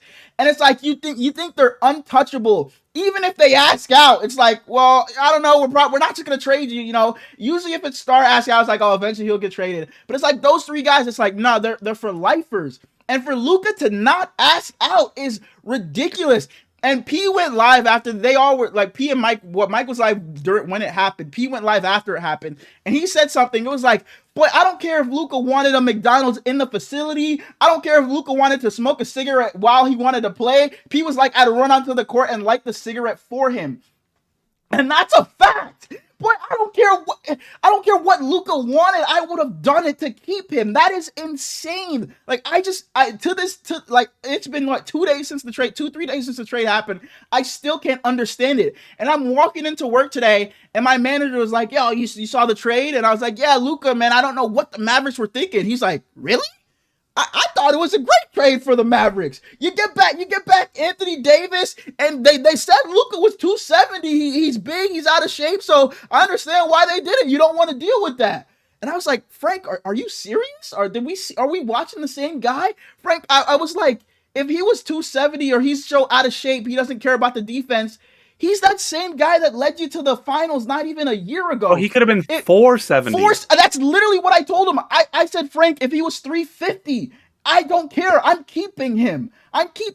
Because if he's overweight, out of shape, and he led us to the finals, boy, what will he do if he ever gets into shape? And it's the Pelicans have had this thing with Zion and him being overweight or whatever for what? Ever since he's come into the league, 6 years now. And they still have him with the way their team is being injured every year. But Luka takes you to the finals, and from June to next year to this year February, did he just curse somebody out? He gained that much weight. He started eating so much junk food to where it was like, yeah, we're done with this guy. But the Pelicans can deal with Zion and his shit for 6 seasons and still keep him, even though they're one of the worst teams in the league right now. Like, it just made no sense. And then to trade him, it's like, all right, whatever. That's still crazy. You traded him, but like you said, the package was just not that Anthony Davis is amazing, but that's just an awful package to get one pick back. One pick. Imagine what Danny Ainge would have given you for Luka Doncic. Dog, bro, you could have gotten so much. Like you said, the Rockets, Amen Thompson, fucking Jalen Green, Alpi, up 4 picks. I guarantee you can get Amen Thomas, Jalen Green, and what, 3-4 picks for Luke? Like, I don't think. It's Luka. We're not just talking about a superstar player. We're not just talking about like, oh, a Donovan Mitchell, a Jason Tatum, or Jason Tatum. He's a super duper star. Exactly, and not to say Jason Tatum or Donovan Mitchell aren't superstars, but he's a top 3 guy. Like you said, super duper. He's already gonna be we already know he's gonna be a gold jacket guy. Fuck hell, if he retired, I don't know what it is in fucking NBA, not gold jacket. But hell, if he retired today, he'd probably fuck around being the Hall of Fame. A guy who's made 5 first-team All-NBAs in what, 6-7 seasons? It's ridiculous. He's 25, and you trade him away for a 32-year-old Anthony Davis. And the nail in the coffin, that interview with Jason Kidd sitting next to him, and he's speaking for Jason Kidd. He goes, I already know what Coach Kidd likes. I already know the type of guys he's into, the type of system he wants to run. So I know Anthony Davis is a guy that can fit really well with what he wants to do and play defense. And he's like, defense wins championships.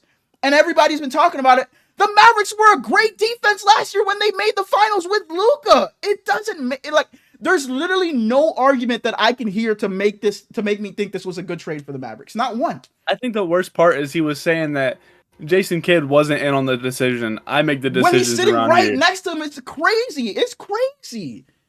And then he was like, "Yeah, I don't really care about the picks and stuff because if this goes wrong, me and Jason Kidd won't be here Like anyways. what? Yes, that is insane. It's like his words were Anthony Davis fits our timeline better, and I think he got asked what timeline, and he's like, well, we don't know if we're gonna be here, so it's like Anthony Davis fits this 2 to 4 year window we're in, and I'm like, you're already saying you're not gonna be here, and you're trading away your generational talent to fit your window because you don't think you're going to be here in the next 5 years is insane. Like, you literally had people that NFL players tweeting about this, NBA players tweeting about this, Dirk Nowitzki tweeting about this, Sexy Red tweeting about this. Like, this was insane. It's the craziest juicy trade, and wet. the craziest trade I've ever seen in my life. I think it is probably so. Not even probably. It is the craziest trade we've ever seen. Like, and they were so overdrawn to defense for whatever reason. And the thing that the reason Dirk's tweet did something to me is because they're so drawn up about defense. But your Dirk greatest guy ever, your greatest Maverick ever, and he didn't play no defense. It doesn't make any sense, bro. to me, and the Mavericks are.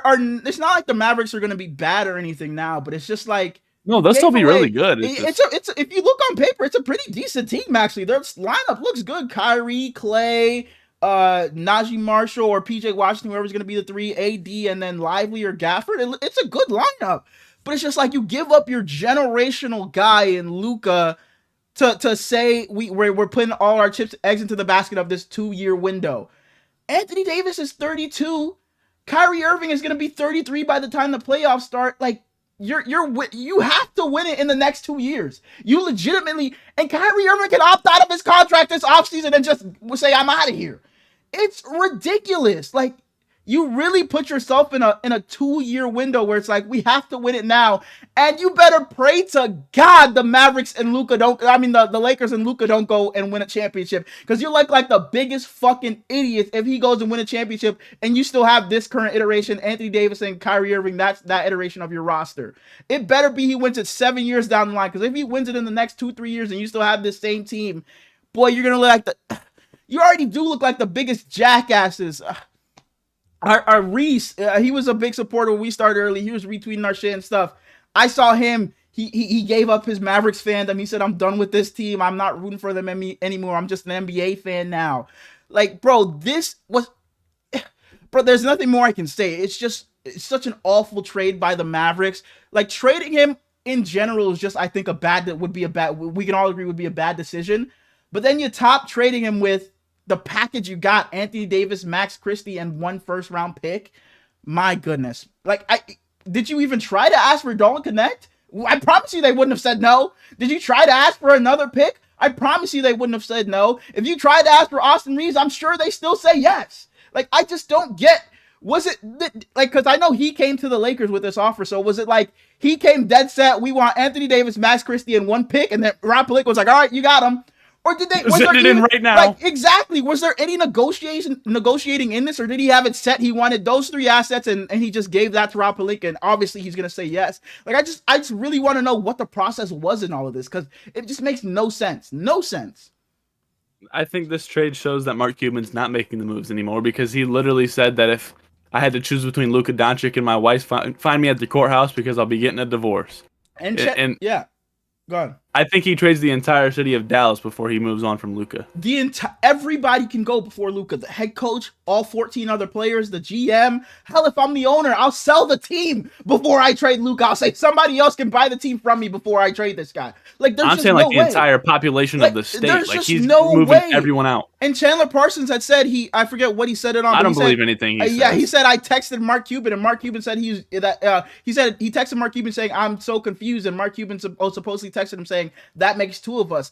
Like, this is just, it's just mind-boggling. It just doesn't make any sense.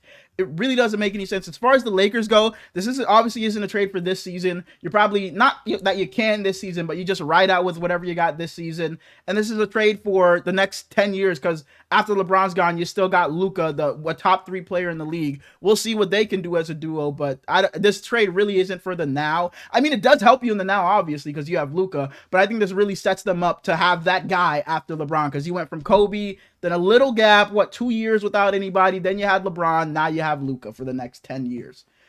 It's ridiculous. Last thing about the NBA before we move on to wrestling is the De'Aaron Fox trade the second craziest trade we see for the rest of the deadline. Do we see Kevin get moved? Do we see LeBron, Jimmy? I don't think Jimmy would be crazier than the first. Sorry to make this up. What the fuck is going on with Jimmy? Why am I seeing reports now he's not willing to sign a contract extension with the Warriors? Like, dog, do you want to be traded or not? Fuck is going on, Jimmy Butler?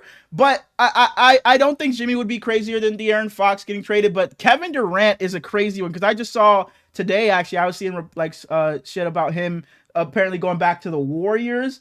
That would be something I'd be interested in seeing. LeBron to the Warriors, I'd be fine with seeing. But I don't think any of that happens. I think De'Aaron Fox will be the second craziest because I think Jimmy does get traded, but I don't think that'd be crazier than De'Aaron Fox. So I think De'Aaron Fox is the biggest guy, the last big guy to get moved. I think. Well, Jimmy, but I think that's the biggest we're gonna see.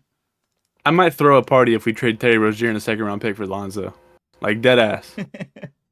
Because the Bulls came out and said they just want a second round pick for him. And then and he's in that fucking scandal or whatever for back when he was with the Hornets about like betting and shit. Terry. Terry's fucking horrible. I want Lonzo so bad. So bad. He fits with our starters right now so well. Him, Tyler Hero, Jovic, Bam, and yeah, definitely will be. Between all the Super Bowl interviews and stuff and then basketball. And then trade deadline. Absolutely. All right, moving into the worldwide wrestling. Nope. Shout out Madison Green. Love you. She played like 5 minutes. So my mom texted me on Friday and is like, "Hey, they play on Sunday. I got free tickets. You want to go?" Oh. I was like, we were swamped at work. I was like, I don't have time right now to figure out if I could go with someone because she said she couldn't go. So I was like, just tell him to move on, and if he gives them to someone else, that's fine. And I texted my best friend when I got home from work, and I was like, "Hey, if the would you go to a girls' basketball game?" And he was like, "Well, that's a silly question. Of course I would go." I don't remember getting that text. Maybe I just didn't see it. You said Friday? You sent the text? Continue. Nah, I'm playing. But I told her, I was like, "Hey, if he still got them tickets, we'll take them." And he didn't have them anymore, so I was upset with myself. And it was a rather good game, but Madison Green only played like 4 minutes, 5 minutes. So would you have like DM'd her, be like, "Hey, I'm gonna be at the game" or something, or would you nah? Like try to get a little pick in with her or something, or something. I don't know. Like, "Hey, I'm gonna be at the game this weekend." I don't know. Probably not. Okay. I can't even. I'm not good with girls, dog. I'm not good at all with them. I don't know how to do all that. I didn't say you had to fucking approach her. She's just a basketball player. That's approaching her. But like, not approach her like you're trying to get with her. I'm just saying you're just a fan. By DMing her and I get what you're saying. You're just gonna be a fan at the game, not that you're trying to. For sure. Yo, what you doing after the game? Not nothing like that. Just But still, so it's still so like you'd have an easier time texting an NBA player saying, "Hey, I'm gonna be at this game." Then really, okay. I thought just because it like you're doing it as in the aspect of a fan, I thought it wouldn't matter. But okay. See, if it was like how do I say this in a non-dickhead way? If it was a stud, it'd be easier. Okay, I see what you're saying because it's like she's probably thinking like, well, who the fuck else would like who would DM me? That they're coming to the game? Is that what you're trying to I think she would probably see it as just like, yeah, he's just a fan. But she at the same time, she fine as hell. So it's like, I'm going to be all awkward and shit, and I'm going to be upset with myself on the way home. I'd rather just go and watch the game and have fun and then go home happy, you know? Okay. Anyways, that makes sense. Worldwide Wrestling Waffle. We had SmackDown on Friday, a decent show before, but I don't think we really need to talk SmackDown about that at all. And I don't blame us, bro. We don't talk about SmackDown in the slightest. I'm gonna start actually watching now though, because Zelina over there. It's just still weak though. It is. We start the Royal Rumble off with the women, and then we move to the tag team match between the Motor City Machine Guns and DIY. Hell yeah, I remember their names. And then we move to Cody and Kevin, and then we finish with the males Royal Rumble. The women start off with Roxanne Perez was 3, right? Io and Liv were 1 and 2. Yeah, Io and Liv, then Roxanne. And my only not even complaint, like the thing that we kept saying the entire time was, why the hell are there so many people in this damn ring? Who's gonna come in and clear it out? And it just never really happened until It was awful. would you like to say their group name so I don't say the lesbians? PFC. I thought you were gonna talk about Nia Jax because they had a spot where a lot of people got eliminated. It was just fucking Nia Jax hitting when everybody was on the fucking ringside the apron, and Nia Jax just comes in. And I'm a Nia Jax. Now, let me not say fan, but I'm not a hater like everyone else is. I don't think she's terrible. I think she's actually been pretty decent in her second run with WWE. But my goodness, what an awful fucking spot. And it'd be different if it was jobbers that she did that all to. It was Bianca on the apron. It was Stephanie Vaquer on the apron from NXT. Naomi was on the apron. Naomi. EO, the odds-on favorite to win it. Liv Morgan got eliminated, not in that specific situation, but a little bit after. Raquel Rodriguez was part of that. Just so many people that could have been in the end, like in the top 4, top 3, hell, even won it, like EO or Bianca, just got eliminated in a random spot. And it would be different if they got eliminated before the final 4, but if it was just singularly, they just got thrown over. But in a group of 7 people just all getting knocked off, it's like, Bianca, shit doesn't matter. EO, whoever I thought was going to win, her elimination didn't matter at the end of the day. I thought it was just an awful spot. An awful spot. It was horrible for sure. And I love this match. And the only other thing, and this is not even a bad thing, I just think Alexa Bliss should have been 30. With the pop that she got, she should have been 30. The crowd lost their mind when she came out. And rightfully so. Yeah, and just based off the pop. I wouldn't have said that before, but I just based off the pop, so it's revisionist history. Just based off the pop, she should have been 30. But I thought this was same time. The Nikki Bella's not a bad 30. Not at all. No, I really enjoyed seeing her. Really enjoyed seeing her come out, doing her little dance. I thought she was a pretty good 30. It seems like she's here for another run. We had Trish Stratus come back in this match. A lot of NXT talent: Julia, Stephanie Vaquer, Last Legend, Jada Parker, and Roxanne Perez being the Iron Woman. She was in there. She has the record now for a Women's Rumble with like an hour and 7 minutes or something like that. So shout outs to her. She was down to the final 2. But the winner is probably the biggest talking point from this Rumble, Charlotte Flair. What are your thoughts on that? Cool with it. I mean, when you got the queen, you kind of expect her to at least be in the final 3. I didn't want her to win, but I don't hate the booking. As long as you don't give her Rhea, make sure she goes against Tiffy, because we already saw her in Rhea. I wasn't mad at her. Oh, sorry. I wasn't mad at her winning. I was just upset with the final 3. Because I already knew it was going to be Charlotte when it was the final 3. Nia just had that title run. She's still going after Tiffy. There's no reason for her to win this. Roxanne Perez, like, yeah, she's having a great debut on the main roster, but it's like, come on, an NXT person is not going to win this off the bat. So it's like Charlotte Flair is left. When she made her fucking entrance, you gave her all the pyro in the world as if it was a WrestleMania match. And then she had all the fucking video packages before the Rumble anyway. So it's like final 3, Charlotte, Roxanne, and Nia. Charlotte's fucking winning here. It was obvious. So that's the only thing. If you were going to have Charlotte win, I wish it was EO, Charlotte, and whoever else, maybe Bianca or something, to at least make me think it wouldn't be Charlotte that early. But once it got down to them 3 or the last 4, you knew it was Charlotte right away. The best spot in the match to me was this when Chelsea Green walks into the center of the 4 melanated queens, Bianca, Naomi, Jada Parker, and who was it, Last Legend? Yeah. And they're all, beautiful women. And then the worst spot, you already mentioned it, was the Nia Jax bullshit. That was just horrible. Oh, we didn't even mention Jordan Grace. Shout out to you, Jordan Grace. Jordan Grace was cool for sure. Yep. Ivy Nile had a really good performance. Maxine Dupree came out and was only in there for like 100 seconds, but she was really good. Who else was out there that was actually worth watching? That's really it, huh? No, I think so. Like I don't want to forget. They built up Zoe Stark a little bit, but she had a couple botches, so it's yeah, she usually does. But like you said, Ivy now they're continuing that storyline with her and Lyra Valkyria because she eliminated Lyra. What's her face? Not Tiffany Stratton. Trish Stratus didn't really do much of anything in this. She was just really there for. Natalya was in there way too long. Piper Niven was in there way too long. Piper Niven was in there way too long, but I guess they just wanted her and Jordan Grace to have that little spot because they had Jordan Grace pick her up and do that like fireman slam to her or whatever. So I guess they were just wanted that spot with Piper Devin, but I think she was in there a little long.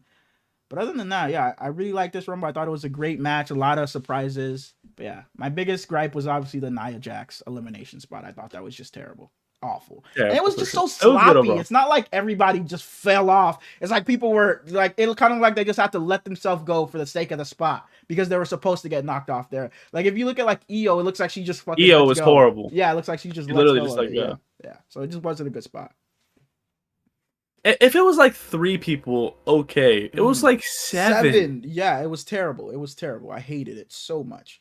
And again, if it was jobbers, people that we knew weren't gonna win, it was just too many heavy hitters in that for you to do that. And like, even if it wasn't a heavy hitter, like you had NXT Stephanie Vaquer, for her to come in and come through NXT and show up in the Rumble, for her to get eliminated like that is just like, bro, like you don't, because a lot of the times with the Rumble, it's like you build something towards Mania with the person that eliminated you. Are all 7 of them just gonna go after Nia now? Like, what are we gonna do off of that? It's just like there's nothing to build off of that. So it was just a bad spot. Just didn't like it. And then we get into the tag match with Motor City Machine Guns, DIY, and our boy Colton was in the chat while we were doing this, and he was like, "You killed me, bro." Johnny Wrestling was nothing until he took. I don't even know other dude's name. Until he took all the other dudes' moves. I think it was Alex Shelley's spot or Chris. It was one of the two. I think it was Alex Shelley though. But yeah, I think it was Alex Shelley. Yeah. And you killed. He's funny like, as hell. Colin though, like Colin just knew everybody when they was back in high school, and that's how it felt, bro. It's like everybody was like, "Yeah, man, I remember him 15 years ago when he was wrestling in front of 5 people, man. If you really want to see something, I can show you those old clips." It's like, dog, he just got the backstory for everybody. He just knew all these guys before they were in WWE, before they were famous. But shout out to Colton though. But I thought this match was pretty decent.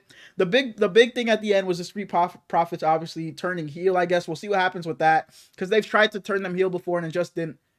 That's such a nice shirt. They tried to turn them heel before and it didn't work because the crowd just loves them too much. But we'll see if it works this time because it's just been too long since they've been world champs or tag champs. It's been 3 years since they've held tag gold, which is just crazy to think about, especially with how the tag division has been the past year or so. It's just been awful.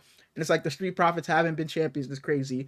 But yeah, they turned heel. No disrespect to them, but I think Bobby Lashley was kind of guiding them a little bit in the wrong direction too, though. Yeah, that's when people just couldn't root against Bobby because I remember they tried to turn them heel, and then like a couple weeks after they had like it was Veterans Day and Bobby Lashley served in the military or whatever.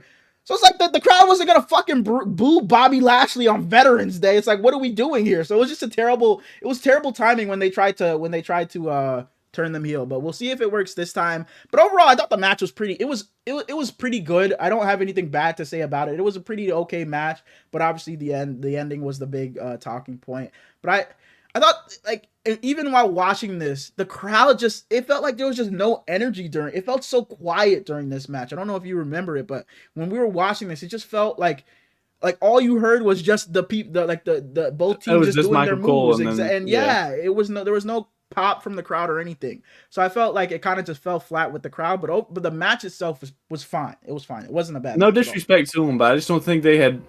I'm sure they were big in their old company and everything, but I don't think that the WWE itself had built up the Motor City Machine Gun enough for everybody in that arena to know who they were. I think I think I disagree.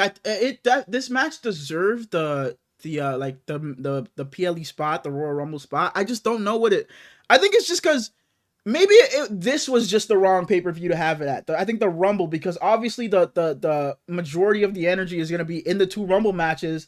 And then the other Rumble match that you don't have is Cody. Phenomenal. So obviously everybody else is going to go ballistic for Cody. So I think this was just they were just fucked from the beginning because every other match was going to have so much fucking pop. So this was probably the match where the crowd was like, all right, we'll save it for the men's Rumble, then Cody's match. So it was just a bad spot for them to be in. But again, I think the match was pretty good. Cody and Kevin was phenomenal. Mm-hmm. Absolutely brilliant. And they were saying that Kevin was a part of like building this entire match, and he was getting a lot of love backstage afterwards. Mm-hmm. And my only complaint with the entire thing is you bring Sammy out to kind of console them when they both got hurt, and he doesn't do anything. He's just kind of like, was just standing There's no there reason to bring him worried, out and there. yeah, they had the ref holding them back and shit. But yeah, usually with ladder matches, it's like so many spots where it's like, oh, he almost grabs it, he almost got it, he almost got it, bro. It was just them whooping each other's ass the entire I time. like It it really, better though. yeah, I like that too, like because it's always like, okay, it's 5 minutes into the match, I know he's up there for nothing, he's not about to grab the belt.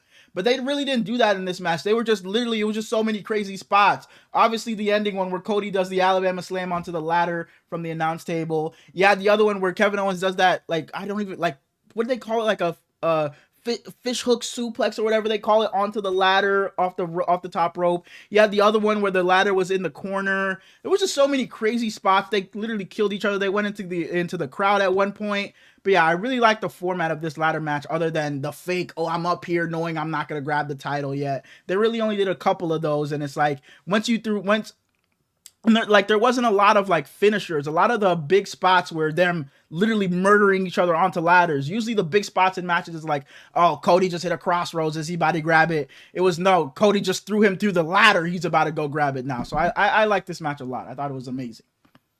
My favorite part when they were playing with that little ladder, just throwing it back and forth at each other. Yeah, because he pulled it out. I was like, okay, he's grabbing a ladder. And when the ladder's this big, I'm like, what the fuck is about to go on here?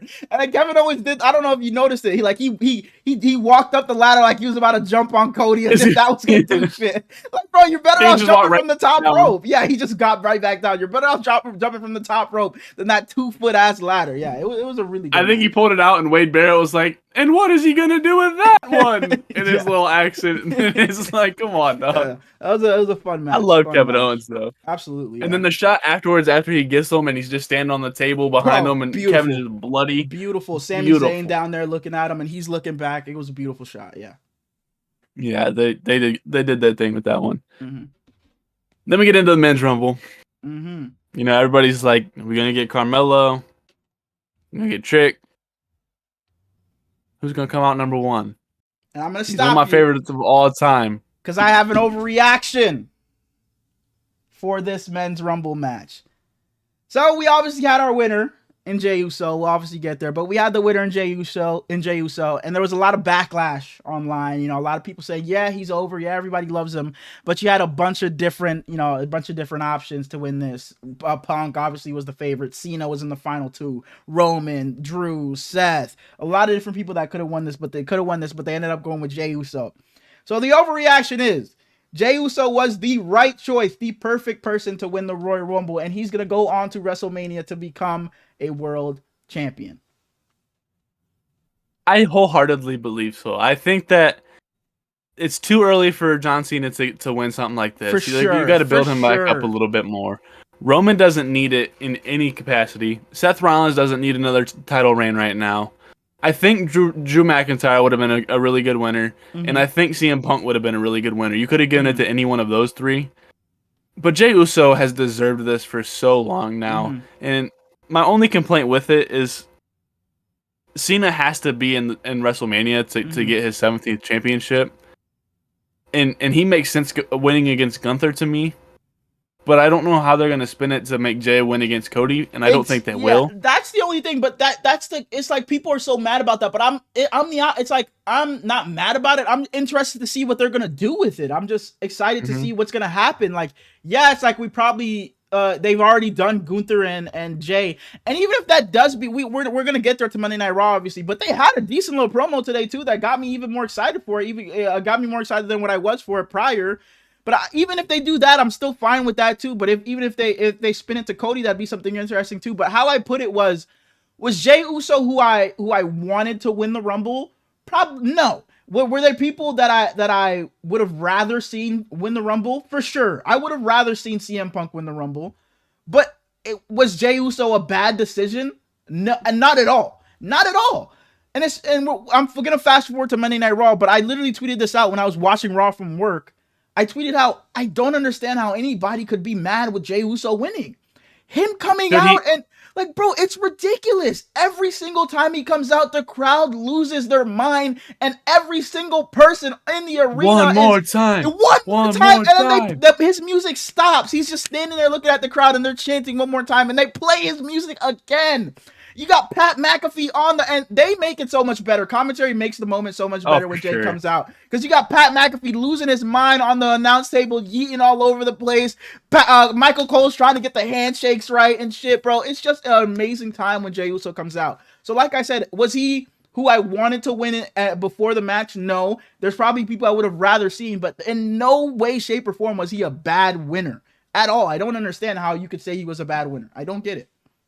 And we're both grown at this point, but imagine you're a kid watching this, the biggest baby face in the world. You know, Bro. he's your all-time favorite at this point because you're 8 years old. You know, you don't have all the lore and stuff. Seeing Jey Uso win this as like a 9, 10, 11-year-old has to have been the craziest thing I saw ever. so many clips of kids losing their mind when Jay won it, and I'm like, bro, that's what it's for.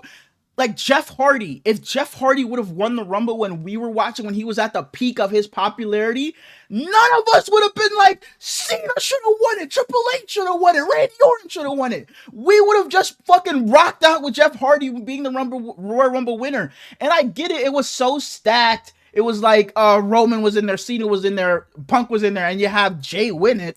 I understand that, but it's like, it's the same people that complain that things are so predictable at times, but then when you do something out of, not even that so out of the blue, he's the most over person on the planet, so it's not even so out of the blue that the most over person would win the Rumble, but when he does, y'all are up in arms with pitchforks ready to riot. It doesn't make any sense. It makes no sense at all. I thought Jay was an amazing winner. My favorite tweet of today was, he came out, you talked about it a little bit, and he was choking up his entire speech until Gunther came out. And he started and he goes, I came in the game, and he starts to cry a little bit, so he completely stops. And the caption of the tweet is, he did what to Triple H? I didn't even see that. That's funny. I came in the game. I didn't even But back to the Rumble. Mm. The final three was him, Cena, and Logan Paul. Mm-hmm. And at that point, I knew it was going to be either Cena or Jay. And since I saw Millie's tweet, I knew it was Jay. Yeah, I would have been pissed if I were you. Not pissed at D Mills because it's like he made a tweet. It's not like he DM'd you saying it. But it's just like, overall, I just would have been pissed that it got spoiled. Well, not spoiled, but you just knew immediately, okay, so it's not Punk, it's not Roman. You just knew it just wasn't one of those guys. Yeah, I was a little frustrated, but it was my own fault. So, yeah. Logan entering at number 30. I've been a Logan fan his entire career, damn near. Yeah. But him entering 30 really upset me. There was just no reason. Yeah, especially that he had announced. But I guess it works for Logan Paul because his character is supposed to be the douchebag, slimy guy. He does it the easiest way because he said, you guys are idiots. I don't have to throw over 29 people. I just have to throw over one. So I guess it works for his character. And he was the guy that eliminated Punk. So it works. Like, things like that work for him because he's the guy that's supposed to be hated. But it's like, because we were in there, it's like, okay, there goes this guy, there goes this guy, there goes this guy. Then we were like, okay, so Damian Priest is left, Logan Paul is left. Then I think Damian Priest came out 29. So we're like, okay, it's Logan and somebody else. Then LA Knight's music hits at 29. So it's like, okay, number 30 is Logan. So there's no surprise there. So it's like, I just hate when number 30 is somebody that already pre-announced. It should always be a surprise. And I guess there was nobody to be a surprise in this case because like everybody, that was more so for the women's where they did all the surprises. But I would have rathered fucking John Cena at number 30 or some shit like that. I would have rathered a lot more people at 30 than Logan Paul, to be honest. But it works for his character, so I'm not upset at it. I'm not upset. Yeah. The thing I was most upset about is Rey Mysterio entering number 1 for no reason. No, I didn't hate that because I liked him and Penta doing their little. Him and Penta was cool, but they could have done it later on too, though. And Penta's ass was out, by the way. Like, I seen the clip later. Both feet were on the fucking ground. Out? Yeah, both feet were on the ground. He definitely was out, but they just, he had to stay in. So I'm not mad at that. What I was mad about in this Rumble was Carmelo Hayes. A lot of people had him not going the distance, but being the Iron Man and being in there pretty long. But Braun Breaker came in, did a spear to him, and chucked his ass right out. Killed him and literally threw him right out. First time out. Yeah, and I expected him to be in there for a decent bit, but for Braun Breaker to come in immediately and just throw him out, it was just crazy. What? Triple H racist, huh? Relax. Because that's actually the thing people say on sides. Twitter. That's actually what people say. B-Fab was first out over there, too. That's what people say on Twitter. And then obviously one of the biggest things in this Rumble was speed. coming in. And prior to the Rumble, He got killed. I was like, please don't do this because I hate when they waste a spot on the guy because they did it with Pat McAfee last year. He jumped in and then literally just jumped right back out. But I wasn't mad at what they did this year. You had Tozawa come out and we were like, oh, Tozawa, what the fuck is his ass doing here? But then you got Carmelo Hayes being frustrated that he got eliminated. He hits Tozawa in the back of the head, and now Tozawa's out for the match. Boy, that little ass hit, you couldn't fucking get up and go to the Hit ring. him once. Like Yeah. what? And so Speed is back there in Gorilla. World Cup. Triple H is like, we need someone. He's like, Speed, go, you're in the Rumble. So Speed comes out. He helps Braun Breaker eliminate Otis. Then he's back flipping, celebrating. And in the background, it's an amazing camera shot because Speed is just celebrating. And in the back, you just see Braun Breaker running the ropes. And Speed gets killed. And then gets thrown out, then thrown over the announce table, had a cut on his leg and shit. But yeah, I really like the men's Rumble for what it was. It was supposed to be, we were talking about it before the Rumble. It's supposed to be, like, we already knew who was in there, but it was just supposed to be just a super stacked Rumble, whereas the women's was supposed to be the one with all the surprises. So I enjoyed both Rumbles a lot. I was hoping we'd see Zack Ryder. He never showed up. The two I was surprised about is no Omos, so I don't know when we're going to see him again. Facts. And then we've mentioned it a couple times. I don't know what's going on with The Rock. He was buddy last time, but the last time he had a story, he was the biggest dickhead in the world. Yeah, so. I don't know what's going on with that dude. I'm like I said it for a while, and I fucking somehow got myself back into 5% thinking he would be back at the Rumble. But it's just like, bro, it's like so many storylines were predicated on, oh, we know The Rock's coming back. Like all of Cody's matches up until this point was like, we know he's not losing this shit because the end goal for him is him versus The Rock, and we'll see what happens there. That's when it really matters. That's when Cody can actually lose it. So it's like, I just wish they never would have done any of that shit to where The Rock came back and what was it, Bad Blood, and it's just so much shit to where it's like, oh, The Rock could have came back here, but he didn't. It was just a whole waste of time. And we also didn't talk about during the women's, no Becky or Jade. That was surprising as well to me. Yeah, Jade was very surprising. Yeah, not so much Becky. I guess that one is a little surprising, but not really. But Jade, I would have bet good money Jade would have been back to at the Rumble. Really good. My prediction was Becky just because I absolutely adore her. Oh, yeah, yours was Jade. Yeah, and neither of them showed up. And we got to number 30, and I was like, well, one of us are already wrong, so I don't know who's gonna. And I thought, and then Nikki Bella comes out, bro. I thought for sure it was one of them at 30. I thought for sure it was one of them, but it was Nikki Bella. Yeah, it's crazy. But and then the men's, we also got Joe Hendry, the TNA World Champion. We got Joe Hendry. It was cool to see him. The crowd went pretty crazy for him as well. But say his name, man. Was that the only one? I'm trying to. Oh, AJ when we were Styles. streaming, I said, why is Sheamus just standing in the corner over there watching everybody? Yeah. And this has been like one of the biggest storylines since. He was just admiring Joe Hendry, and then like, I believe, yeah. And then I think Braun Breaker like interrupted Joe Hendry going to work or whatever. So Sheamus just went after Braun Breaker and was like, I was enjoying watching that. Just started whooping up on Prime. I didn't even see that. Yeah, shout out to Joe Hendry. It was fun seeing him in the Rumble. I think it was just him and AJ Styles were the big like surprises, I would say. I think so too. Yeah, because I know AJ Styles was supposed to be out for a long time, but I guess either he like faked it, lied on social media, but I was glad to see him back, and he came back with his old theme song. So that was good to see. AJ could have been 30. Yeah, for sure. Absolutely. Yeah, I would have loved AJ at 30. So yeah, I really don't. I didn't get why they had Logan Paul at 30. Like I said, I guess it works for his character, but I would have rather somebody else there. But like I said, I think that's all the surprises for the Rumble, for the men's Rumble. But if it's not, I mean, hey, who cares? But yeah, like I said, I really enjoyed it. Braun Breaker looked phenomenal. So shout out to him. Mm-hmm. I don't know. I saw that when he got eliminated by Roman, it was like the same way Roman first got eliminated. Yeah. I did and see those. Roman was cool, but he didn't look like as dominant as he usually does. He didn't do anything crazy. I know him and Penta had a time where they were working together. I think Roman and Jacob Fatu tied for the amount of same amount of eliminations. I really thought we were gonna see Solo. I said that's another one. Yeah, I thought we were gonna see Solo too, but we didn't see him. Yeah, there were a couple like I was surprised we didn't see, but yeah, I don't know when Solo comes back because I mean, and I'm not that I don't want to see him back, but I'm fine with him being gone for now because the work that Jacob Fatu and Tama Tonga are doing together is really good right now, especially like them working as a tag team on SmackDown. I know I've been saying SmackDown has been shit, but they've been actually pretty fun to watch them. Angelo was hurt, right? Yeah, he got hurt at War Games. Yeah, but yeah, them two working together has been a lot of fun, so I'm not mad at that. But Jacob Fatu, I was expecting to see a little bit more from him because like they had Braun Strowman come back after he got killed by Jacob Fatu at Saturday Night's main event, and they had Braun Strowman come back and throw Jacob Fatu out. I was expecting to see more from Jacob, but I wasn't mad at the Rumble at all. Great Rumble, thumbs up. You get 5 big booms. Boom, boom, boom. Anyways, we had Monday Night Raw tonight. We already mentioned Jey Uso come out and had about 10 minutes of just applause forever.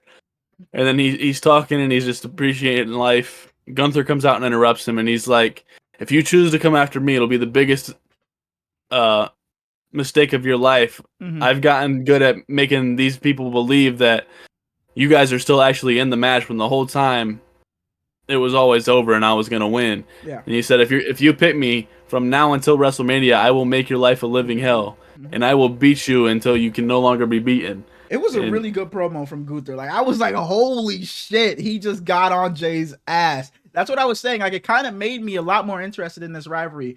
Because not that I was down on Jay winning at all. It was just like, dang, we're getting him and Gunther again. Okay, let's see what they do. And boy, they came out the first night after Rumble and did a great job at building towards that again. Not only Gunther though, but Jay was really good too. He was saying that like him and Jimmy were the greatest tag ever, and then he was with the Bloodline for a while, and he never just believed himself or believed in himself as a solo. Yeah. But as time goes on, he actually believes in himself now, and he can do this shit. And Jay's comeback, like when he said all that, it felt so real. Like it didn't feel like it was scripted, and it didn't feel like, okay, Triple H was like, okay, this is what you're saying. It felt like Jay just went out there. They were like, go out there and just say what's on your heart, on your mind, in your heart. Just say what you got to say, and it felt just so real. And then like he usually his cadence when he does promos is usually like, and I won the Rumble in the crowd, yeah. And then he told the crowd like, no, like he was like, we don't need that right now. And then he just continued on with his promo, and it felt just so real. So that made me believe in him 10 times more. I thought it was a great promo between the both of them. He was like, I don't even know what to say, and they all went yeet, and he goes, other than that, yeah. So I'm glad that he was actually serious and tried to stop them from just saying yeet after every sentence he had. What did they go to after that? Was that immediately Ray and the New Day? I think so, yeah, with Logan Paul ringside, I think so, yeah. And I'm going to be honest, I couldn't care less about... New Day's my favorite group of... They're my favorite group of all time. They don't matter right now. I just don't like what they're doing with them.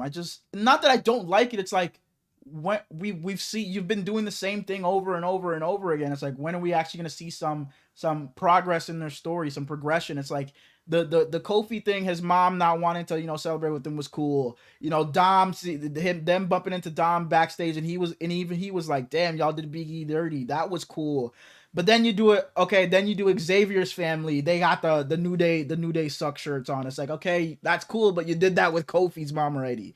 They had the thing, I think it might have been last week, where it's like they bump into Ludwig Kaiser backstage, but it's like, you already did that with Dom. It's like, yeah, we get it. The other people don't like you. Like, what else are you going to do now? Seems like they're just repeating the same things over and over again.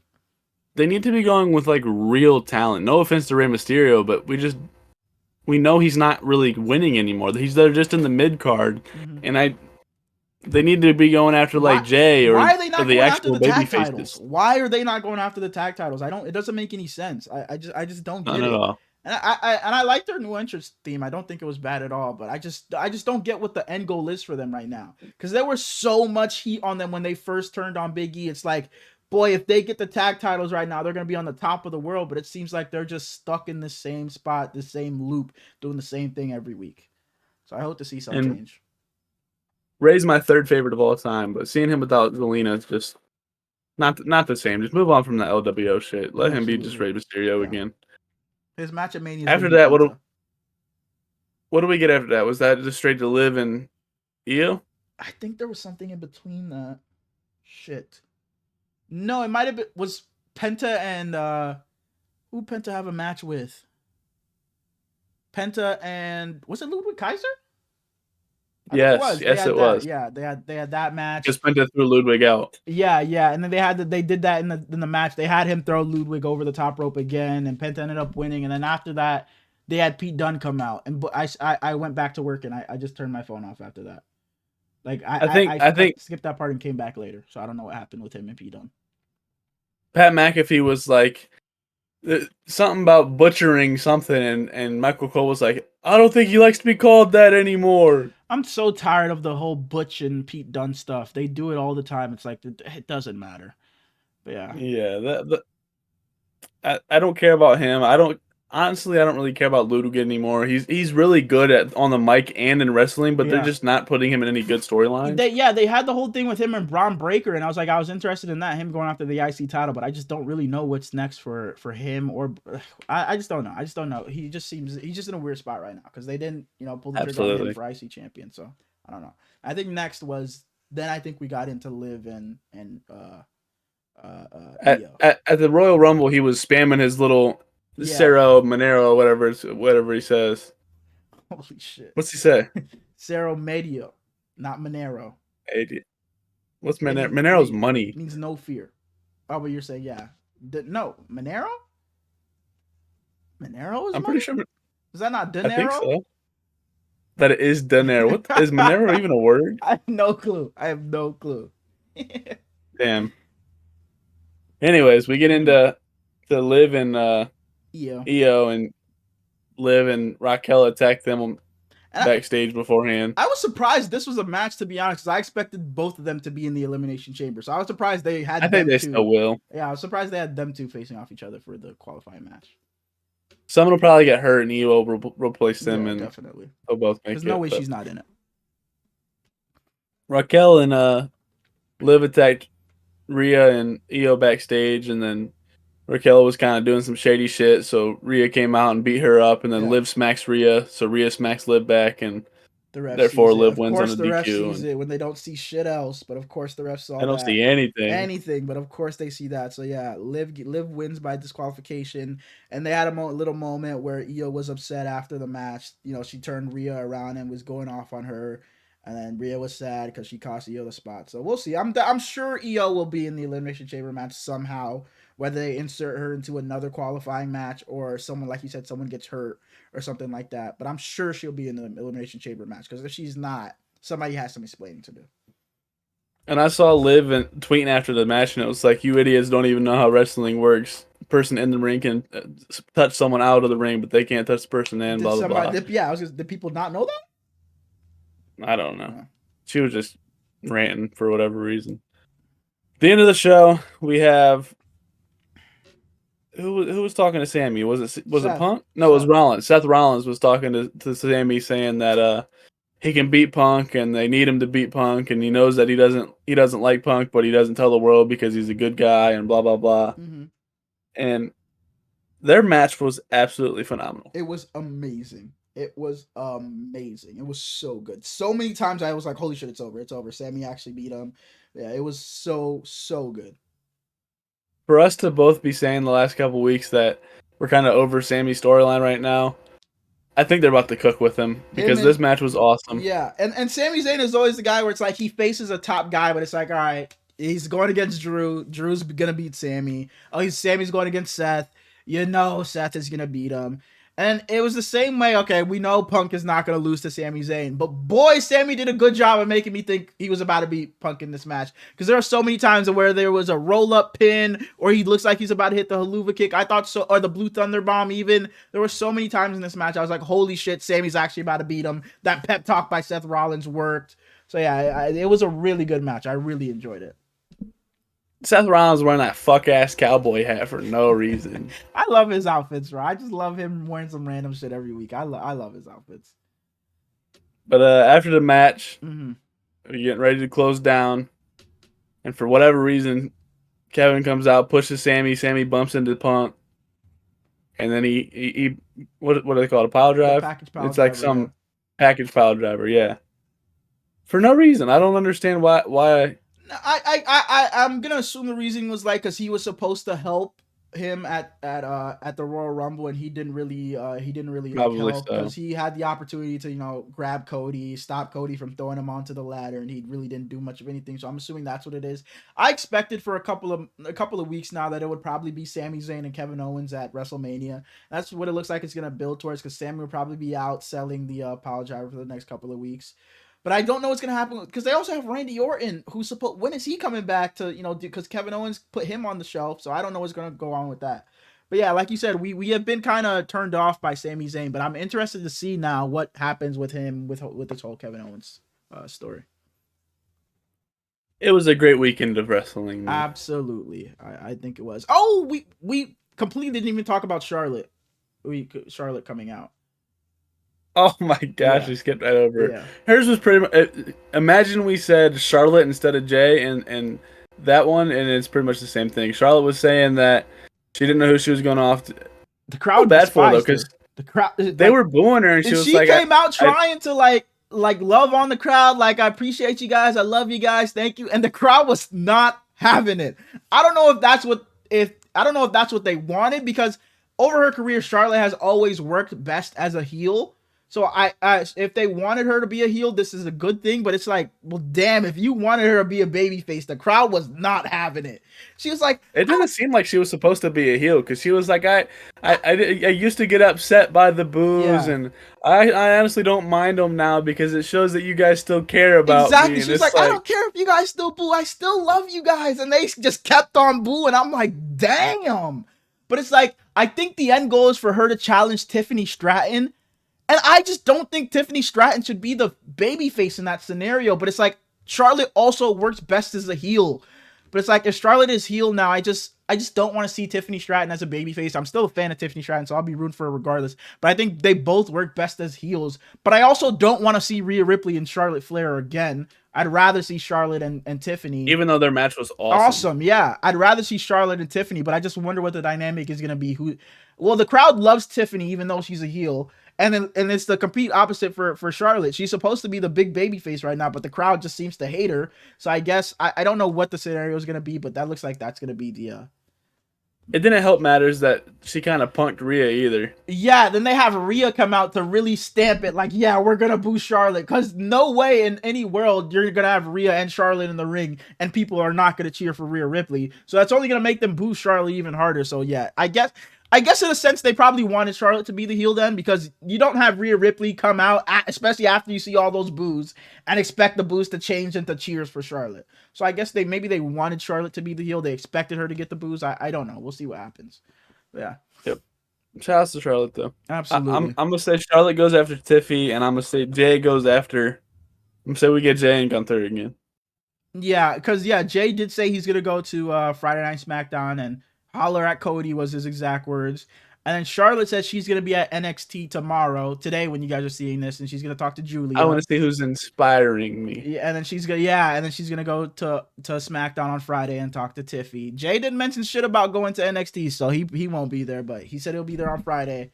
So we'll see. But yeah, I expect Jay to challenge Gunther. But Jay and Cody is kind of interesting, but I just don't think that'll happen because I expect Jay to walk out of WrestleMania as world champion, but I just don't see a world where they have him beat Cody. So I just expect him to go after Gunther, and I can see Cody losing, but it would be like a Cena or Randy or somebody somebody. I just don't see Jay being the one to beat Cody. But yeah, and I expect Charlotte to go after Tiffy. I think that's everything. Absolutely. Well, dang this. I don't know how long this is gonna be. Probably like an hour 50. I hope you guys enjoyed us talking about the Rumble, our top 10 Super Bowls. Like we said, there wasn't much football to talk about, but we tried to do what we could. Luka. Ranked Luka, the trades. We did what we could with the news that was out there. We did a couple of off the dome things. But yeah, we hope you guys enjoyed. Head over to the TikTok and show some love there. Drop a like if you haven't already. Leave a comment, sub if you're new. We appreciate you guys, and we'll see you guys on Friday. Friday. Peace. Love ya.